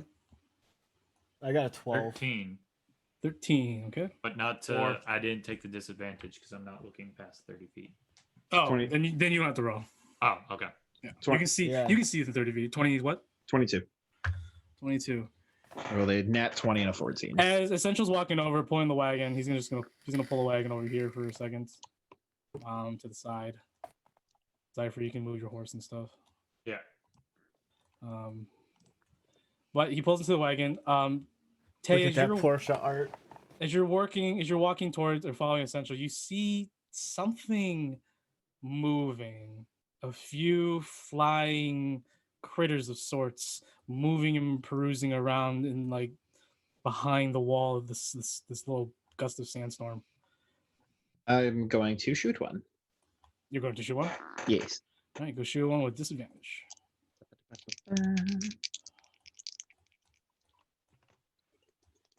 Look, there's a Cypher. 22 to hit. 22 hits. Roll a d6 for me. Yeah. D6. 2. Okay. And then roll damage.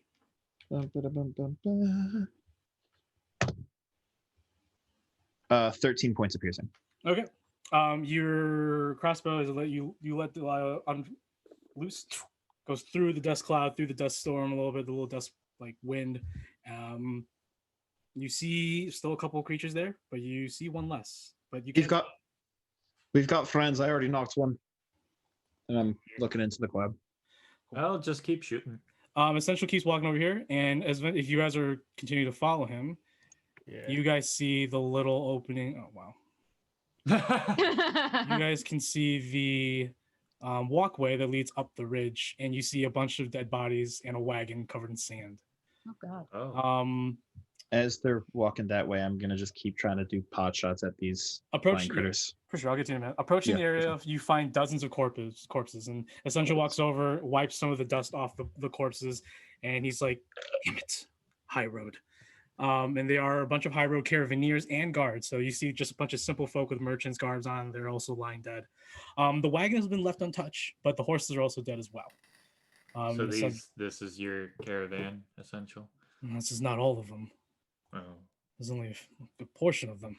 They must be still up here, up the ridge. And Peak, you keep firing shots. Maxine's gonna take her arrow as well, and pop a couple shots too. But Maxine's just like, Tay, I don't think we're gonna be doing any good here just by flinging arrows wildly into the dust storm.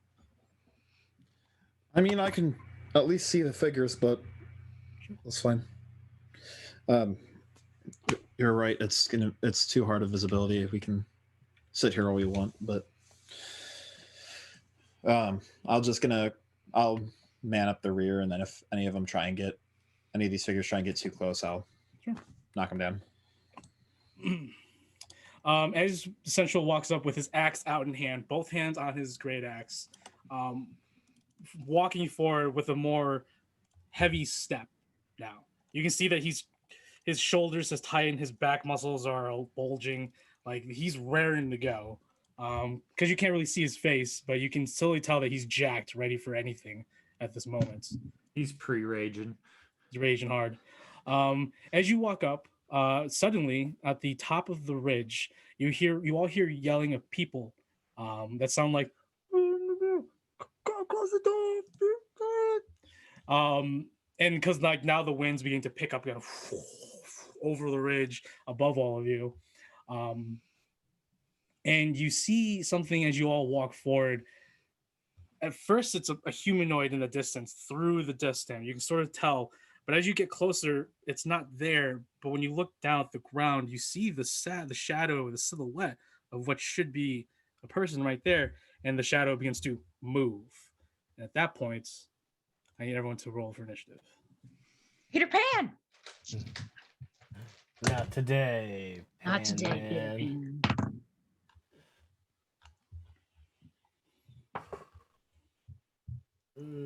That's not great. We are doing fine.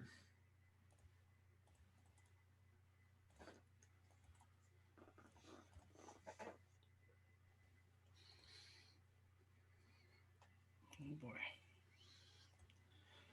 All right, come here. What do you get? 5. Peak, what'd you get? I got a 7. Oh my. Enemies, Nemea. 13. Zypher. 19. Portia. 21. Oh. I'm Aaron. 21. 21. Emily's? Can I please switch initiatives with Peak? You want to switch to Peak? Yes, if that's okay with you. Yeah, that's fine. So Peak, you have 21, and then you have 7. I rolled a 2 plus 5. I rolled a 2 plus 2. That's Rolled 4, a buddy. 12 plus 7. Or I rolled a 3, 19. I don't know. That doesn't matter. 5. If I'm last, I don't care. Doesn't matter. All right. Matters I if got you want it to matter.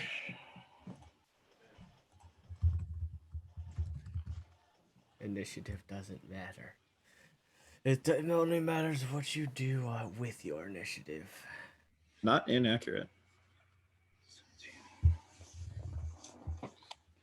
Okay. And you said we can see within 30 feet, right?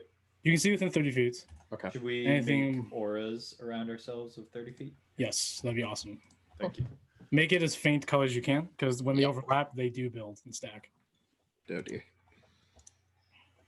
And then, Let's just, pastel colors and make sure they're not all the same. I call dibs on purple. Damn it. What did you expect? That's just the No. first one that I found that was pastel. How do I? Elena, you can go on your character. Yes, Oh, on the character. Yeah, on the token. what I was doing. Right.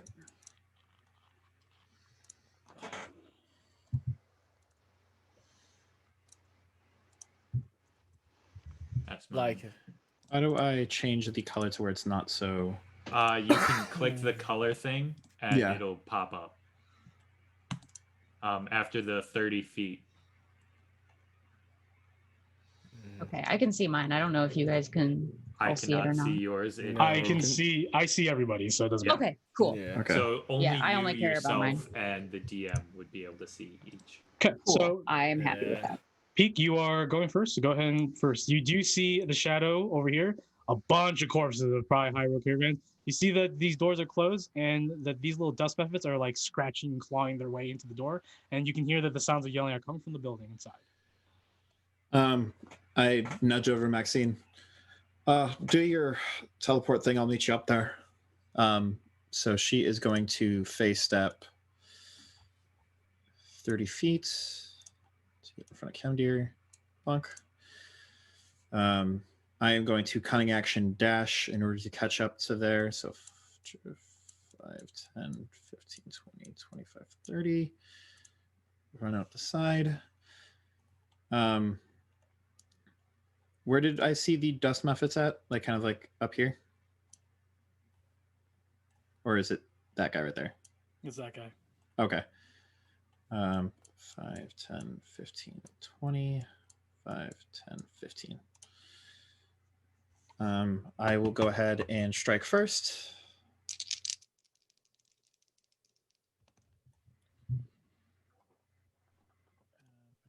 Uh, 16 plus 9. A lot. 25. You good?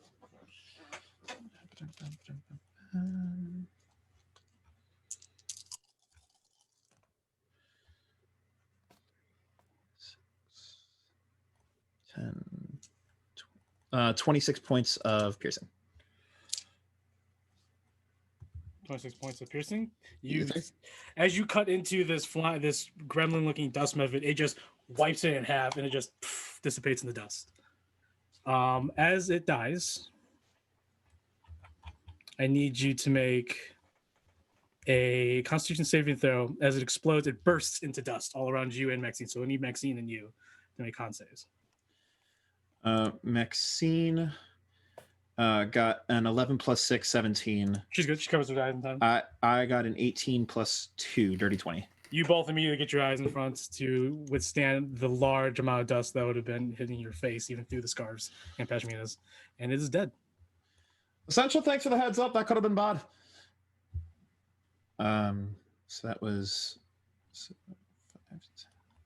20, so 25, 30, 25, 30. She's just out of range of that. Damn it.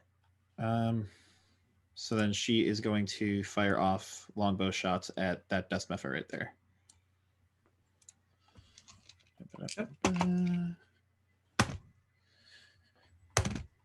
12, 11, 18 plus. What does she have for plus? Plus 5. So 16, 17, and 23. Yeah, I'll hit for sure. Woohoo! Hitting the shadow? The dust method in the back. Dust method. Got you. Cool. Just to neutralize those before people charge in. Got you. So it's 3d8s, 3d4s. So we've got, it's probably all going to take care of it, honestly. 14, 15, 16, 17, 22 piercing. Oh, it's dead. Yeah, I figured. As it blows up. Once again, the shadow is immune to that, so. Okay. That was both of our bonus actions and our actions, so we are good to go. Perfect. All right.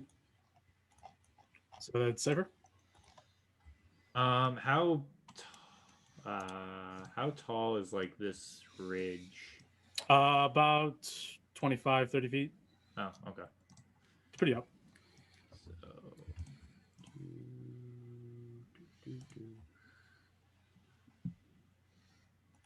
Jesus Christ. The fucking Unfortunately, the stream distance can't. The stream distance can't, on this man. The stream can't see what he just did because of how condensed it has to be. But yeah, he literally just. that's a dash, yeah. He went from one end of the map to the other. Yeah. Well, when he's you have literally on the 35 side of the movement and then you map. dash, Yes. 70 feet is a lot. I could have made it a whole lot more too. Because You it's like remember right symbiote on dashing? I would cover like 110 feet. No sections or anything, Cypher? No. Okay. So let's go ahead. Well, I guess I'll see if this wall is thin enough to see if I can. It's not. There's several layers of dust and sand over this wood and stone. Fair enough. Okay. Essential is gonna go ahead. And he's going to. No, I'm not using my divine. I'm not using my divine yet. He's gonna go ahead and cast. How long does this last? 10 minutes. Fuck it. He's gonna cast protection from good and evil. For protection from evil, and then he's going to bum rush, but he'd be too far. Damn. Bowie. So. Boy. He's just going to dash to the front of the door, and he's going to yell, Yarg. That'd be great if it was just like yarg. He gets to the door. Pirate. He hits it with the back of his back. He's like, "Anyone in there? High road, high road!" And you hear a voice, a very faint voice, a very raspy, draconic voice reply, "Central, is that you?" And that's all you get for that moment. Okay. I think that's it for him. Enemies. No, it's not. Nemea's first next. What the fuck? I was about to ask. They had 11 and I had Yeah, 13. go ahead, Nemea and Nathalie. All right. I'm going to move first. Sure.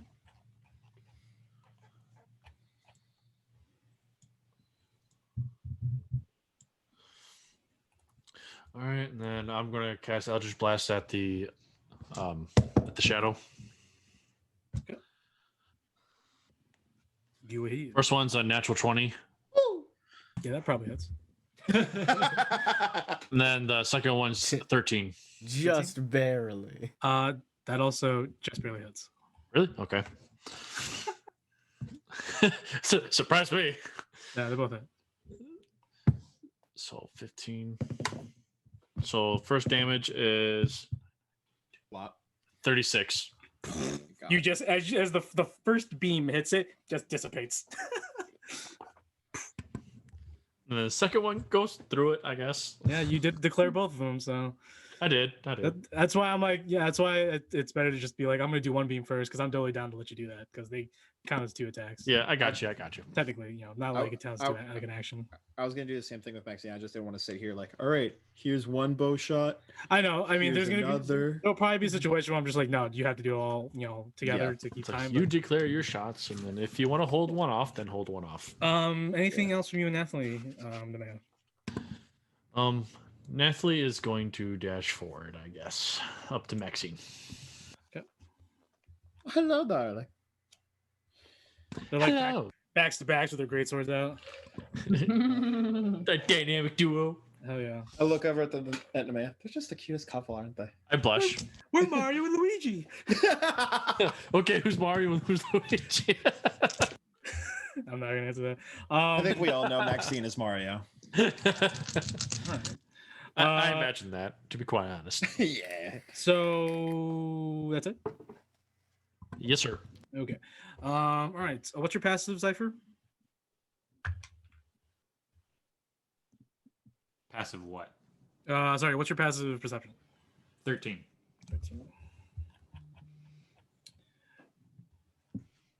Charisma saving throws. You're being dominated.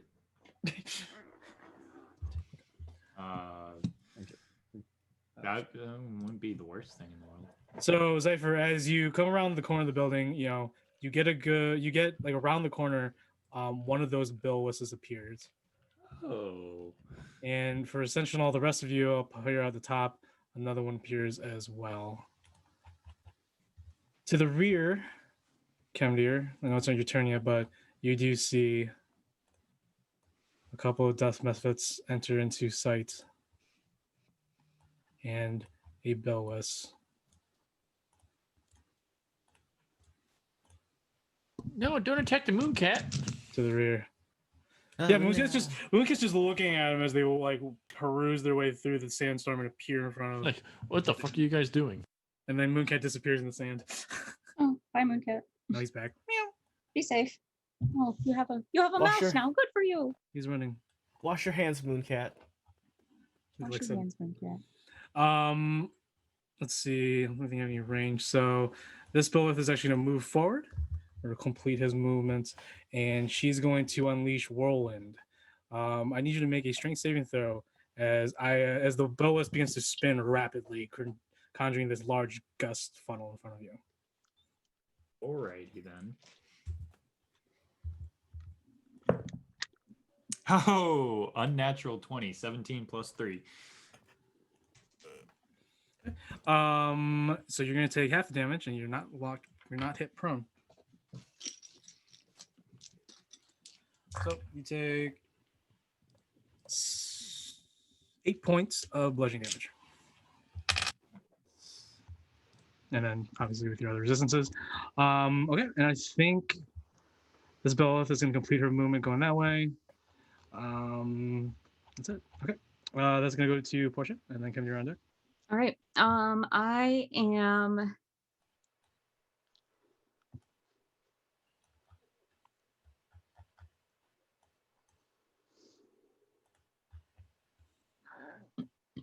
Excuse me.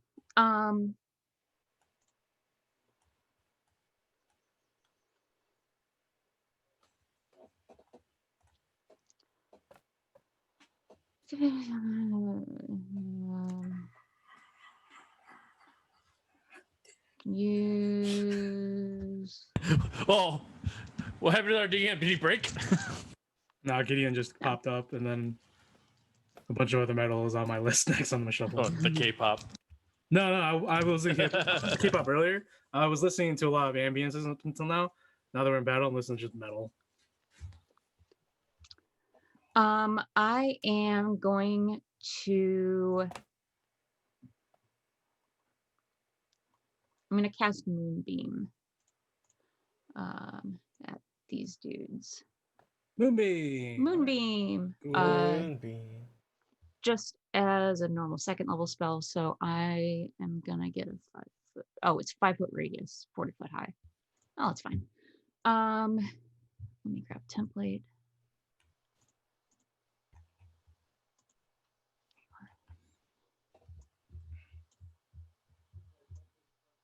Pew. Actually, if I put it there, can I get both of those guys or no? Yep, it says you just put on a point, right? Yeah. Yep, you put it there, it's fine. I just didn't know if you wanted it to snap to the grid. So, No, all you right. could- Yeah. Okay. Cool. So that's there. It's 40 foot tall. They need to make Constitution saving throws, DC 13. Con saves. Yeah. Is it me, Jesus?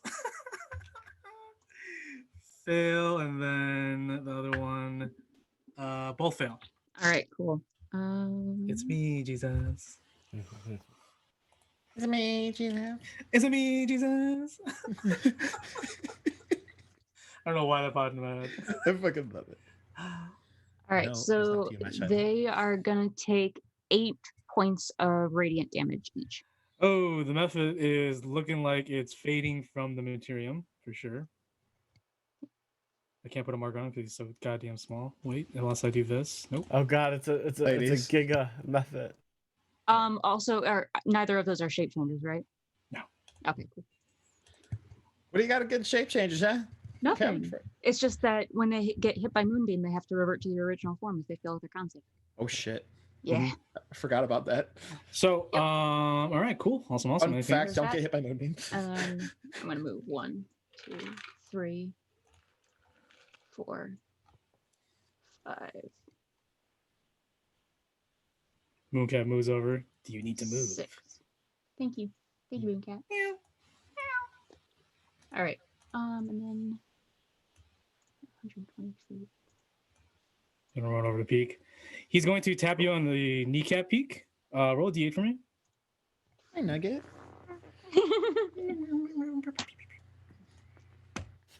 It's a 6. It's a 6. It's a 6. I give him scritches. It is a waxing moon. Oh no, it is a full moon. You have advantage on one ability check, saving throw, or attack roll. Nice. It was a full moon last night. All right. Kendrick, it's your turn. Alright,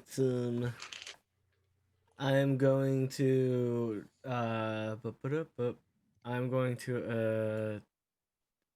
God. I will Eldritch Blast this one. Okay. 1 beam or 2? We'll do one beam to start. Go ahead. And see what happens. I'll probably need both, but hey. Eldritch Blast. Okay, sweet, awesome. 15, 22 to hit. 15 plus 8 is 22, right? Or 23? 23. 23, yeah. That's mathematics. Alright. And that is, yeah. God dang it, yeah, that's 3 points of damage. Yeah, so good, dude. You see, you like pierce and just shred its right like little dusty ear. It's like, yeah, and then I knew I was gonna need the other one, so we're gonna do the other one. Okay. So that's a dirty 20. Yeah, that's gonna hit. Oh, 7 points of damage. 7 points of damage. It is still flying around, but it is like it's barely clinging onto life. Yes, and then I'm still on the flying carpet. Yes, or did that? I need to, yeah, because I didn't have that prepared. So I'm going to give you a carpet. When it is Pig's turn, is that your turn? Or where do you want to move? Where do you want to move? That's where I was gonna. So just go. move your cursor and I'll put it on a carpet. but just down because you're flying 20 feet up in the air right now. Yeah. I'm gonna mark that on your character. 20 feet in the air. Let's put it as blue. So I'm gonna go bloop and then yell behind us. Behind us. Okay. All right, go ahead. Top of the order, peak, and then Zypher on deck. So these are like the little elemental things. I assume I cannot knock them prone. You can assume, sure. Okay. Which, yeah. If Maxine uses disarming strike, can I physically disarm one of these beat creatures? Disarm them. Literally or figuratively. What do you mean disarm them? You mean like disarm them with weapons? They don't have any weapons. I know. I Remove mean, their arms. physically disarm them. Yeah. Like they will no longer have arms. If she had the goring trait, then I would allow it. Ooh.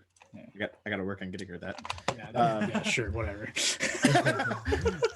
Why are you doing this? And she's to gonna him? break the contract with you as soon as she gets it. She gores you. Breaks my exactly.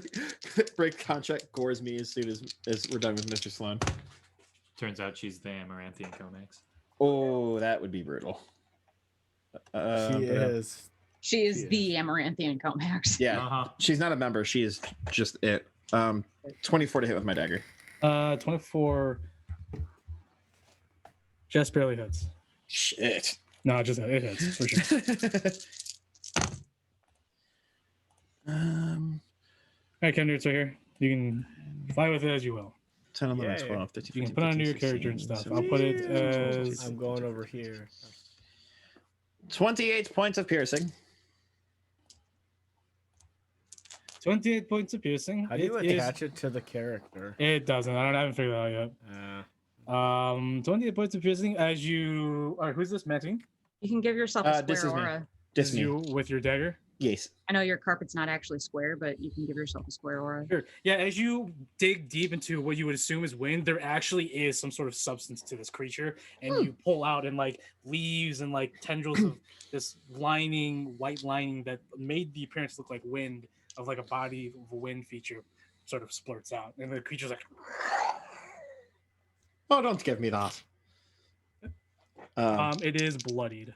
Long sword attacks. Close to bloodied. Sorry. 19, 18, 16, all plus something. Is it the hit? That hits. Yeah. Yeah. And she's just going ham with the greatsword. Sure. I need to find her a magical one. 10 points of slashing, 16 points of slashing. Dead. Okay. It just dissipates the wind. The strands of white hair just flies into the air and just disappears carried by the winds. All right. Yeah. 20, 25, 30, 25, 30. Cunning action, dash, 5, 10, 15. Boom. All right. Go ahead. I think that's it. Cypher? Yep. That's all good.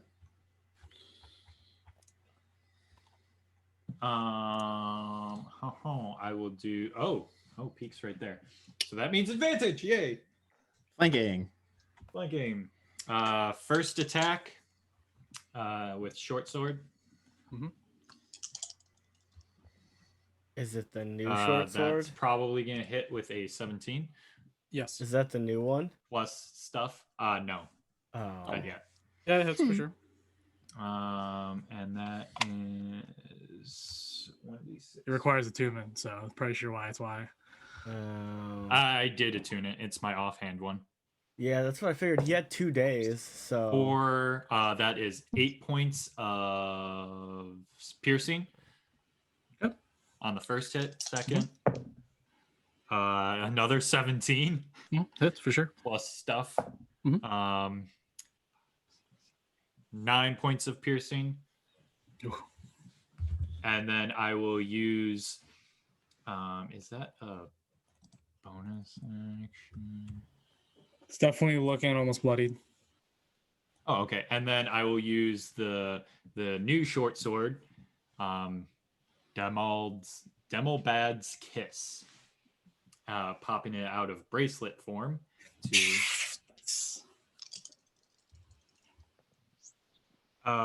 7. That is a 16 to hit. Yep. And that is a, what is the damage on that again? I didn't want to actually do it on D&D Beyond. Still, okay, yeah, it's still 1d6. So 1d6. 5 plus 6 is 11 points of slashing as well, or piercing. And so does that mean for the abilities, are they always being in use? Awesome. So then I get to leech some of its another 1d6 of necrotic damage. Leech for the night.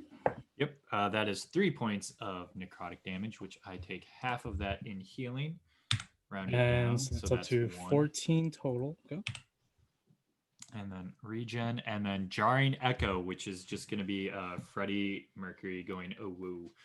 Oh yeah. When you slice into it with the offhand with the with Demelbad's Kiss, you can see the necrotic energy sort of splatter onto around the waist of the Bilwes, and it shrieks as it begins to sort of create this negative energy around it, destroying its very being. And as soon as the cut leaves, a little burst of force, poof, echoes like into the Bilwes, and it is stunned. Not stunned, but it does. The ability is it cannot do an attack of opportunity on you because you did damage on it. Okay. Oh, cool.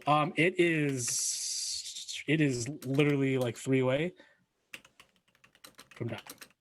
So close. Wait, how much you did? So you did. It's actually dead. It's dead. Oh, okay, dead. cool. It's dead. It's dead. I'm not gonna leave it with like 3 HP. So after the jarring, it booms and just dissipates as you get caught in by some of the nearby discs kicking up dust ones. All right. Anything else, Cypher? That was my bonus action. So nope. I am goosh. Okay. I will tell you right now, we are out of combat as Nemea, Portia, and Nathalie go back to like over here, down here to look, if the enemies were back there. They can't see anything, but they do see like the horses and the wagon pull up to the edge, so like the horses are fine. But you guys are currently out of combat. This is how you know he is a nice DM. Yeah, so there's corpses scattered everywhere. The horses are fine though. Yeah. I mean, that was my concern. That's what I'm saying. And now the horses are. I won't lie. I wasn't gonna be. I was thinking about. I was like, man, I can just kill these horses real quick. I'm like, good DM is best DM. I'm not gonna do that. Horses are alive. Not yet. So, is there a window or a door over here by me and Pete? That's a door. Okay. So there's a door here and there's a door here. Essential's gonna bust through this door to the door. I'm also gonna bust through. I'm just saying you can bust through eventually. Zypher and I kind of look at each other and nod, and we both kick through it. Sure, if you guys want to do that, yeah, for sure. FBI, open up! FBI, female body inspectors. Come out with your titties up and no one gets hurt. As you all walk out, or walk in, whoever goes into the log cabin, which is the resting area. Inside are probably like 5 or 6 caravan guards for the high road. You can see that they're wearing the same armor as the ones that are dead outside. And inside as well is, man, I gotta get these notes ready. I want to press this button, but I don't want the sound effect to go off because it was the counter. No, it was the target spotted in the Counter-Strike voice. Nice. But I'm not sure if it's that one, so I didn't want to press it. I wanted to be sure. So walking forward, it's barely lit in this cabin. There's some candles, but a lot of it's been messed around because there must have been commotion. They were defending for their lives. Walking forward to all of you is this large, dark green scale dragonborn in this very fine full plate armor with a large, very immaculate looking sword and a tattered cape bearing the symbols and colors of the High Road. Essential rests his axe against the wall and he immediately grabs the dragonborn is just as big as Essential, grabs the dragonborn, just Zoldur, you're alive, And the Dragonborn just looks at the Essential, just yes. Is this Dragonborn like on the cusp of life or what? He is. Because I see the red marker for damage. He is and then bloodied, the but he's other one. bandaged up. But it's poor bandaging, so that's why he's left at that marker. Like he's been patched up, but it's not the best. So he's like, there could be a chance. But he will. Essential notices he's going to put lay on hands on him. So it'll be good to go. So he's not I wish at 1/4. Essential would lay his hands on me. I was gonna. Everyone looks at Kemdir. It's like he's like in the corner watching this. As like Essential slowly puts the hand on the massive breastplate of the Dragonborn, looking at his eyes deep, his crimson red eyes, and then one by one the fingers light up below. Sorry, the Dragonborn's just like getting steamy in here. So anyway, anybody else need to take a quick 5? I feel like that's gonna be Essential's thing going forward. Is that he Give accidentally me a makes good 30. He just makes accidentally things look sexy. I need a quick 5. I don't know. Haven't what you I'm gonna heard? do with I'm the other- essential. I don't know what I'm gonna do with the I other can 4 minutes, fix 55 that. seconds, but Give me a good 30 minutes. Essential sort of strains him up after healing him. Zoldu, where's Meru? Where's Dello? Where's the rest? We were ambushed by Mephits and a shadow. Shadows, more shadows. He sits down on one of like the just ruined beds and he takes a big gulp of like nearby water skin. And sorry, I didn't get to my notes. in regards to nearby, like it's his, or did he just like snag the fuck out of mine? Because I'm like No, right no, next it's to just him. nearby. Yeah, it's like Okay. there's all like there's a lot of gear that's been thrown in here, so you can ascertain that like when they were attacked, they just threw stuff in here and just barred the doors. Yeah. So like just thrown on the ground. Like keep the equipment in here and then Sure. hunker down, shelter.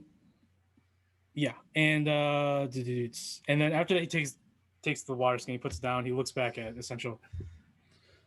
We need to find Meru and Dello. They went to that stupid shrine, the ones that people tell you to stay away. At least Dello. Delo's new. She's a druid of some sort. It's mystical, you know. She believed that she could figure it out. And Essential's just like, well, Curse has told everyone in the caravans not to mess with that. It's bad juju. Like we just don't fuck with it. Why would Meru even afford? I'm sorry. What did you say it was? A shrine. No, bad juju. Bad juju, yeah. We use bad juju here in the caravans. It means holy fuck. Oh, sorry. I was thinking of a different bad juju. You're one of them planes. No, I was kidding. Pour one out for Far Dieter. off in the distance, you hear, "Oh, don't drink that. Don't drink it." Essential's like, Meru knows that not to go near the shrine, not even to mess with it. Why didn't you stop her? And Zelda was like, I know, it's cost the lives of most of the caravan. A good more portion of us have made it across the west. They should be still relatively safe, so we can save majority of the caravan, but we still lost a lot. Please, we need to find Meru. And he looks at the rest of you, whoever you are that comes with my companion, Essential, we need to find my leader, Meru. I will not go back to the shrine in Osterith without my leader. Okay. And Essential looks at you. This is part of the plan. This is the plan. Yeah. I figured we weren't going to just grab you guys and go, all right, that was it. Sure. Zypher, the wagon's fine. Though as you approach it, you do see a couple dust methods like flutter out from underneath some of the gear. Wait, get. They're like, Yeah, I'm just kind of like keeping. You watch. found our I wanna make ambush. Sure. I'll just try and quick stab a couple. yeah, you can go ahead, try it. You poke them in the butts, like, and they fly away. I just want to make sure that we don't, get. You'll be dead soon. It's okay. I want to keep one as a pet. Also, just to be clear, I have dropped human being. Oh, I was gonna say because it's still out there lighting up the sandstorm. Yeah, no, it's gone now. It can be gone. It's literally Shine bright sandstorm. like a diamond. It's literally sandstorm. Yeah. It's literally, yeah. All right. I just keep thinking. God damn! Why is there a dead horse up here? There's so many. So Essential looks at you. He's like, "Thank you, I appreciate it." Well, if they're out, they're probably just out lost in the storm. There's probably a lot of those shadows and dust methods out there. So, Zaldu, if you want, you can stay here with the wagons with the remaining men. I don't think they will prove much help. As the caravans all are battered. They're tired. A lot of them look like they haven't slept. A lot of them are hungry, thirsty, probably. The supplies are outside, but they haven't yet to now find the respite to get to it. So they'll probably be resting, recuperating. Zelda needs to definitely recuperate. And Essential leaves him a couple of healing potions and taps him on the head. There you go. All right, picks up his great axe. Let's go find Foolish Meru. Do these corpses or anything out here have any like tags or amulets, memorabilia, like that kind of like markings thing? of them as a caravan? Yeah. Yeah, they have like medallions. Some have patches that say like the High Roads. It's just like a wagon on top of a triangle. I walk over to Essential and ask if he wants me to kind of collect them up for the ones that have passed. In our religion, when you fall on the road, you are at your freest. You are at the door of our liege lord. So you don't have to pay them. You don't have to take their belongings. I just need to bury them, put a pyre, set up a pyre. But we can do that later. Yeah, I can help you with that. Mm-hmm. Yeah, but their souls are immediately gone to the Wind Riders once they on the roads. That's at least our belief. Okay. I'm still trying to understand the whole religion thing, so I like to ask before I start taking things. Good luck. There's over wise 120 deities that I know of. I know of like 3, and one of them is the one I like actively talk to. Well, no, it's a weird relationship. It hasn't killed you yet, so you're doing something right. As he like takes his axe off, walks away. Am I doing something? My God would just kill me if I did something wrong. Am I doing something right? I shout it into the sky, hoping he Did you drink the bad juju? Yeah, man, that's some bad juju. That's bad juju, dude. Okay, you're fine then. Okay. Bye. All right. So I'll go ahead and leave the images below available. Not the images, the sites to the wagon stuff. I'm not going to be, whatever. You're not going to have it. Okay. Yeah, so I'm just gonna do that. I found my way by myself. I figured. over here, the wagon, the more of the wagons, the rest of the supplies. Is the storm back up? The storm is constant. It's not as okay. it's in intervals, but it's always going to be constant throughout this entire area. Okay. Make it very hard and stuff. How heavy is the wagon over here?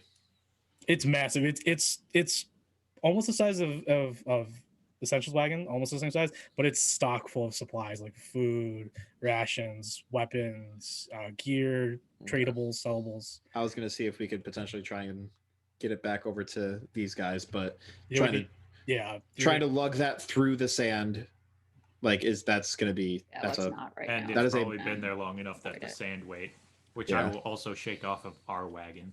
Yeah, that's why that's why you put like a bunch of rugs and carpets on, so you just need to tap it. Yeah.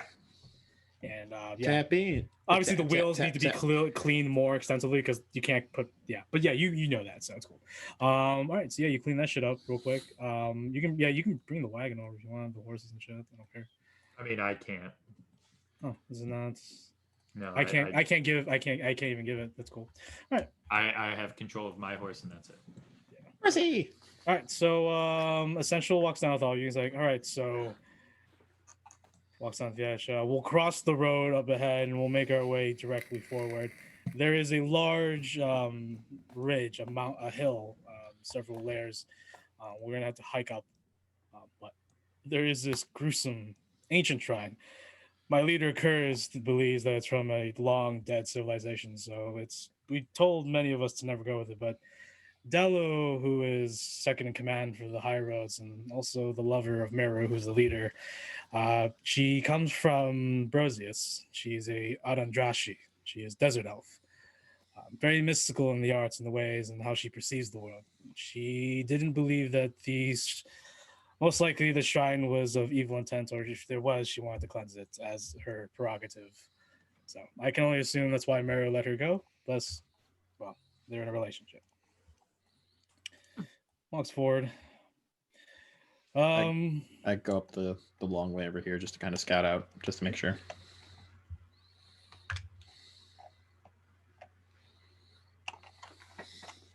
Divide and conquer. For sure.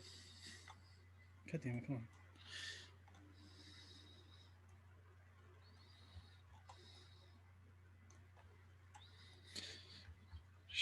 Stop killing horses, goddammit. Leave them be.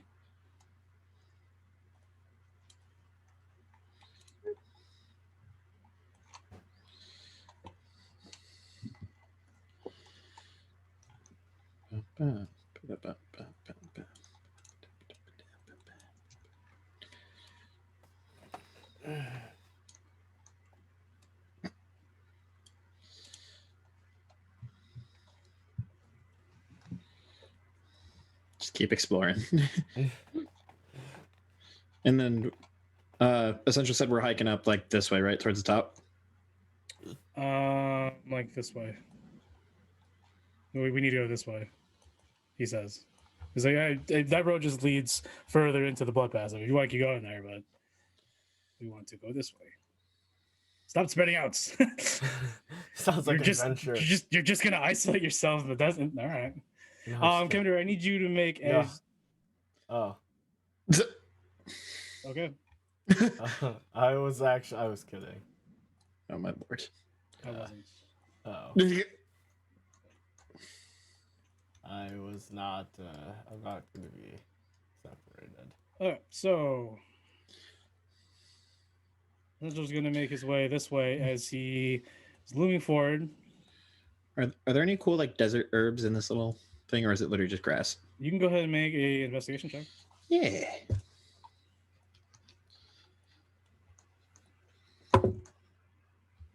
It's a 5. Man, there's just a lot of sand in these plants. Yeah, I figured. Essential immediately runs over here as you guys see what looks to be this large, looming, wisping cloud shadow humanoid floating above a humanoid woman. The shadow dark creature floating above looks at you, and you can sort of see a disfigured elven facial feature, and then the face disappears and the shadow whips out. Essential runs over to the humanoid and says, Meru! The young woman, and I'll post a picture of that, but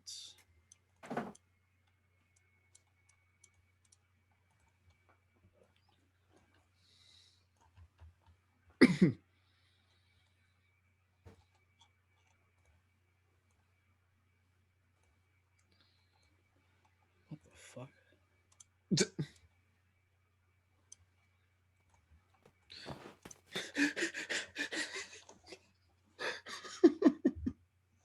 So it's funny just seeing him in the sight and goes, Yeet. I'm going to post a picture of what the creature looked like before over the body of this woman. I'll post a picture of the woman. Ooh. Oh my. Oh my. Oh my, oh The woman, this is the woman. This is Meru. You see that her short bow or long bow is broken. Her sword is rusted. She has multiple lacerations across her body plate armor and shielding. But she is barely breathing, and Essential immediately casts the rest of his laying hands, puts his hands or massive hands around her face, and gives the rest of her the lay on hands. How is she looking? Shut my love. How is she looking in regards to like her like appearance? Like I know like she's like cut up and everything, but like she's covered in like a thin layer of sand at this point as the dust has sort of rolled in and covered it. As Essential wipes it off, I mean her facial features, the body at least. Go ahead and make a medicine check. Because I'm trying to see like does her vitality look drained, kind of like what? Oh, from first glance, no, she just looks like pale from the blood loss or the loss of blood, probably. Okay, I'll still make a medicine check just to see. 12 plus 2, 14. Okay. Yeah, doesn't seem like just the normal appearances of battle. Okay. Cut by actual weapons. Okay, I was just trying to get a gauge of like because like I just saw a giant dark looming like presence in a dead, like almost dead female body. That If curse is any- on the bind. Immediately, I was like, "Hmm?" If anyone wanted to make a Arcana check on the creature, go ahead. Feel free. Sure. I would Not my forte. it's neither mine. So that's a 6. 6. Okay. My Arcana is not great. Well, yeah, Yeah. you're a cleric. You know what? I'll fuck around. Why Unfortunately. My not? religion isn't great either, because that's also an intelligence. Yeah, which is so stupid. This is why I don't try Arcana. I rolled the net one. But I'm pretty okay at performance. So That thing is magical as shit. yeah, sure is. Because somehow you're definitely like multi-classed into bard, even though you're not bard. Nemea I and have a Kemdir, multi-class you would trait. have advantage on this check.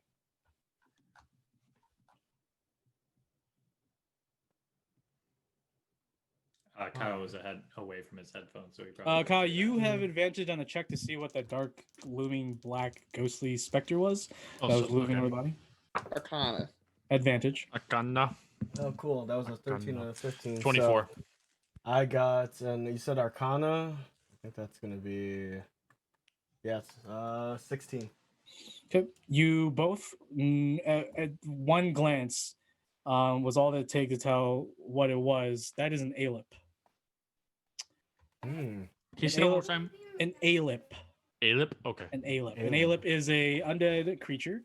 An Alip is someone who was once a humanoid and uncovered something like a knowledge or an ancient tomb or ancient power, something beyond that person. Uncovered it without fully protecting themselves, and their body was ripped apart and their soul converted into an undead specter creature known as an Alip. They are quite fearsome, quite dangerous, and also bad omens, bad jujus. As Essential is just like, oh, bad juju. As they say this, I take out the Dark Knight book I got way back in the day, and just kind of clutch it on my side just for safekeeping. Sure. Meru eventually wakes up and she's like,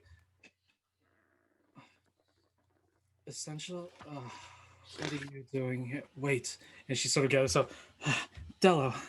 And she looks around, what happened to Dello? And Essential's like, easy now, Meru. What's going on? Where's Delu? What were you doing at the shrine? What was that creature? And Meru's just like confused. What creature? Where's Dello? We need to find Dello and get out of here. And Essential's like, Meru, a lot of your people are dead. And like she like gives it like a stern look, and Meru's just like, oh shit. Gets her up. Essential like holds her, or not like carries her a little bit, like she can lean on. She's like, where did Dello go? Is she at the shrine? And Meru's just like, it's where we last both were. And as soon as like that conversation sort of drifts away, the storm begins to pick up around that large mountain hill up ahead. And it begins to create this vortex around you. Not like jarring, and it's just very invasive, but like you begin to feel it surround you. Well, that's not good. For Nemea and Portia, especially for you, Portia, there's this very nefarious feeling, sort of manifesting in your mind. This definitely is not natural, and something foul and sinister must be producing it. As you can sort of like look around, as you look up into the sky, you can always see the stars up above, and the constellation right now points to the Dark Titan. Oh God. Which is definitely one of the worst bad omens. Not great. Yeah. Right. Nemea, you get the sense, obviously, yeah, these things happen around here. Like ancient evil things have died out here. That's like ancient evil tieflings have died out here. It's common, okay? It's common, yeah. It's like this. It's fucky, but shit, we're here. It's just fucky, okay? We're clutch, but okay. It's a little fucky wucky out here, boys. Somebody's got to be here, and unfortunately, it's us. Yep. Needs to be put down. So, who wants to leave? Essentially, Leave? just No. like, we're not leaving. We're not leaving. Without. So I don't leave anyone behind. we're going after the fucking thing, aren't we? Yes, we are. All right, let's go, lad. Steal yourselves. Already stolen. All right. If this all ends poorly, I'm leaving you essential. He's like, I take that responsibility, and I'll try to die and make sure that you try to escape if that's the case. And Meru's just like, wait, what? What? He's like, Meru. He gives Meru a short sword, or actually a dagger. Here you go. You're still good with it. Protect yourself. You're useless up ahead. And Meru's like, yeah. Essentially, I'm a. Right now, I don't care if you're a leader of a caravan. Fuck authority. Reality hurts, darling. Defend yourself. Essentially, just strides up. Are you still flying? How high are you flying, Kendir? Still 20 feet? Yeah, 20 feet. I'm staying at that distance where he told me it was safe. Sure. I mean, it made sense on the wagon, but sure. I mean, I'm following him. Following his orders, man. They were suggestions. Ordered suggestions. Yeah. Well, you can believe what you want. Oh, they're up there. Sorry. This way. Yeah, I was doing the same thing. I was like, wait, where are we? Oh shit. Over here. Zypher, Nemea, what are you doing? Are you gonna stay around from the rear? Oh, I just sorry. wasn't. I have to on move. Roll 20. Yeah. You're fine. EA Sports. It's in the balls. What the fuck? What the fuck was that? EA Sports. It's in the balls. Testicles. Pow for wizard balls. Tactical spectacles. Pow for wizard balls, Shane. Moving forward, you all begin to feel as you climb up the ridge, this large hill, this large mound, that there's a lot of entities surrounding you and sort of circulating around you, or encircling around you through the dust storm that's beginning to envelop the hill around you as you continue your march up. The hill of Rinju? The hill of Arinju? This is not the Rinju's hill. But you said around you, so I said Where's around the gong? you. Where's the gong? Where's the gong? Yeah, a gong of earthquakes would be really nice right about now. Meanwhile, in Austereth, I ring it. Up on top of at the very height, the pinnacle of the mound, stands this very ancient looking shrine, with an altar below. Do we see spoopy? The altar is large, with an obsidian circle with strange unidentifying markings, with two large naked humanoid statues adorned with serpent-like helms. Each has their left arm outstretched over the circle. These statues stand about 25 feet high. There's a pedestal in the middle of this obsidian circle. It is ancient, weathered, covered in sand. Imagery carved into the obsidian work reflect traces of draconic iconography and dwarvish runes. Atop the pedestal is this dark, round plate with sand. With sand, not with sand. Round plates with a clean golden band circling the edge, unaffected by time and the touch of Mother Ans. The Alup is there in front of the pedestal. If I can, yeah. Boom. And as it turns around, it looks back down at all of you. And this hill is probably about 10 feet up. So, I mean, Kemder, you can see it, nose level pretty much, at least a little bit higher than it.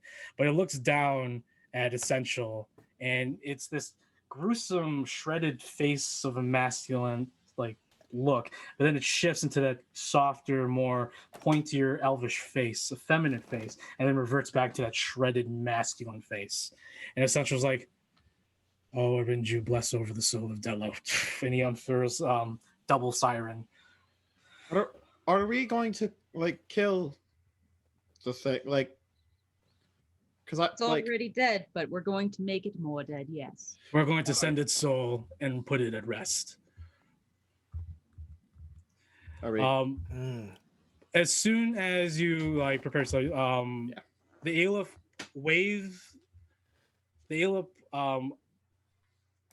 raises its ghostly hand over the altar and over the pedestal, and as it crosses or as it hovers over the black round plate, the black round plate begins to rust, turn pale white, and then fade into this white grayish dust, and then get carried away by the encroaching windstorm that's surrounding all of you. And suddenly the ground begins to tremble beneath it, and the Alup shrinks in form a little bit. Still same size, but you do see a little bit of its stature get shrunk a little bit. And you can sort of see tendrils of its bottom get sucked into the circle, the ritual circle, or the obsidian circle. Oh, dear. Trembling sensation for Portia. You can feel the ground tremble beneath the mound, and something big is barreling upwards, and finally exploding up from the ground is a massive Purple worm. Pterodon? a massive bony Brass. serpent-like construct with the face of a massive skull with huge canines. It's a real Pterodon, Charlie. Sorry, I'll shut up. I'm being a dick. And this thing is huge. Chunk What they boy done? Mackenzie, let's fucking go there, Chief. Oh. And suddenly from Why does that have a Okay. roll 20 background? because it doesn't have the transparency behind it, and it's an image that's I got from the internet, so because I'm not paying for everything. Yeah. I've already paid a lot, but I'm not going to continue to pay for more images. I can just get them. Yeah. So yeah. Bing bam boom. The large creature, as the windstorm begins to pick up, it looks up into the sky. It has no eyes. It's just this bony serpentine construct, but a faint spark of red arcane energy flickers in both like eye sockets, and the storm begins to dissipate around you. And you can see now the clear surroundings of the Bloodwind Pass, and it looks down. Whoever wants to make a Arcana check, you can to identify this creature. I'll Vote try. me. Vote for me. Vote for me. Yikes. I don't know what it is, but it's big. Same. That's a 5. I got an 18 plus 1. That's a 19. 23. Does it have to be Arcana? Mhm. Oh. It's magic. This is not a Well- monster. This is not a monster. It's a construct. So- Cancer. Are you gonna roll or are you gonna No. Okay. So for Kemdir and Demand, this is a bone naga. But- Oh. More horrifying, this is an ancient bone naga. Oh no. That's even more horrifying. If I it's love more it. ancient, it's more brittle. The large bone naga looms, as it now finally rises up from this apparently a pit of some sort of tomb that it was in, and slithers forward past the Alep and looks down at all of you in this very unorthodox, strange alien language. It's not deep speech or anything; it's just a completely different language. And then it looks down. Dang it. I know deep speech. You mother. My cleric used to know it. And then it speaks in Draconic. Oh, of course. Oh dear. I should have taken fucking Draconic all those fucking years ago. You were Why on the did- fence about it, yeah. I know. I went between Draconic and Goblin, and I'm like, well, we have 2 people that can speak Draconic, so let me take this. And here I Fucking am hilarious. now. Every single time that this comes up, Draconic has come up way more often than It's Goblin. because of the region we're in. I know. So, call me titties. Sorry, give me a second. Thank you. Thank you. It looks down, it speaks in Draconic, and it doesn't recognize everyone understands. So it does fine. Oh, speak in the petty tongue of you lesser mortals. Bow beneath your ruler, worship me. Give me your items that I can see that you have on you. Swear fealty to me, and I will make sure that Ayuz will reward you. I'm sorry, I don't speak Italian. She speaks in common. What the fuck? Oh, is I thought you said you She- spoke in Draconic. She did, but she didn't see anyone recognize the language, so she speaks in. She chose to speak in common. Okay.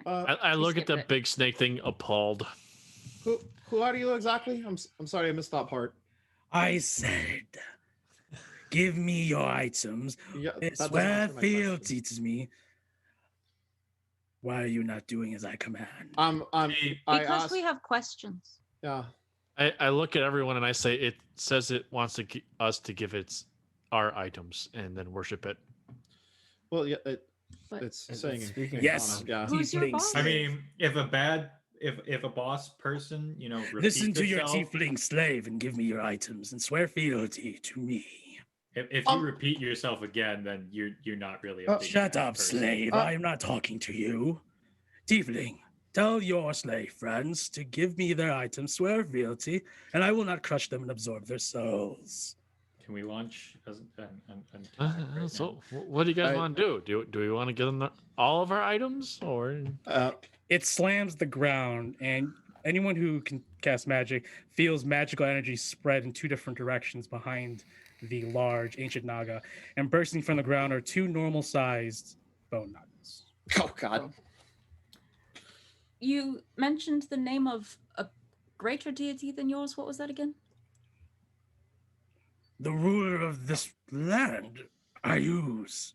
I use. I'm not- Does that I'm- sound? Old. I'm sorry. I'm not from around here. Can I get a quick history lesson? It looks at you and it looks down at the aleph that looks back up at it. Fine, your souls will have to do.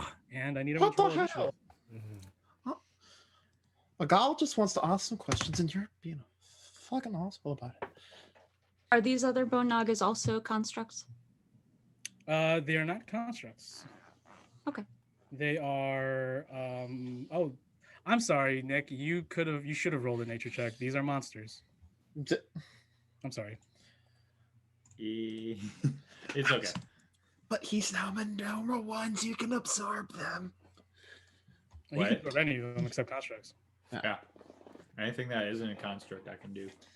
Do the thing. So I mean, it's become the Bone preferable Naga. if they're dead. so I need initiatives from Zypher. 19 still. 18 still, okay. Essential's gonna get with a big ol' 11. All right, Snemea. what was I doing? Rolling for initiative. Roll for initiative. Okay. If you want to take off the radius, that'd be awesome. 11. Don't need Yeah, any more. sorry. 11. You will be going first over Essential, so I'll put a 12. All right.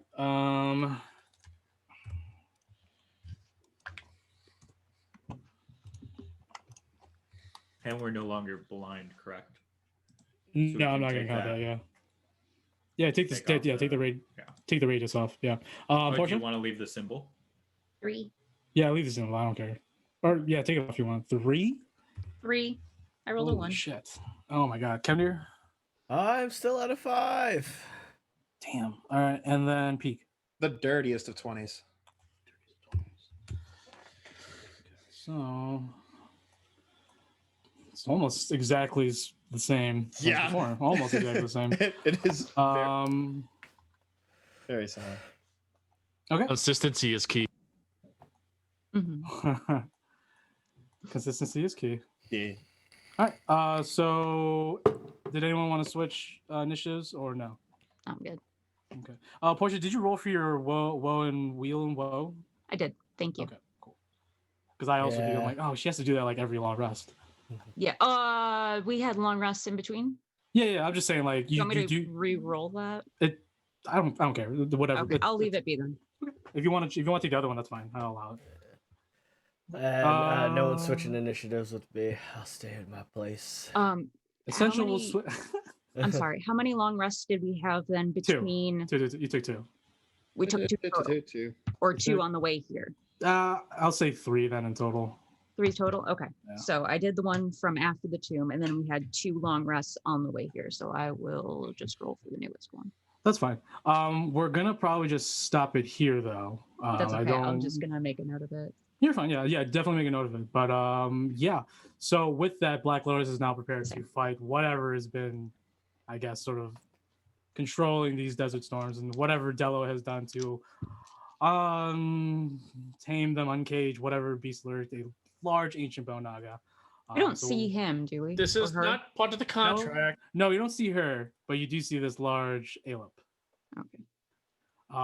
And yeah, so that's what we're gonna pick up next week. Excellent. Well, everybody, thank you guys so much for coming out, and thank you for the most important thing. That is your time. Guys, be sure to check us out. This if you guys are missed most of this, check it out on our YouTube channel.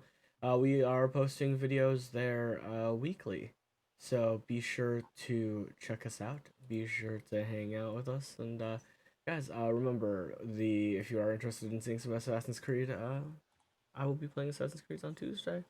Also, we're not doing Shakespeare tonight anymore. It got rescheduled. So don't go over true. there because you're going to miss it. Okay. Dang. Anyone else have anything? I'm hoping to get a his Whitehander campaign going. For Saturdays. Get some stuff going on Saturdays.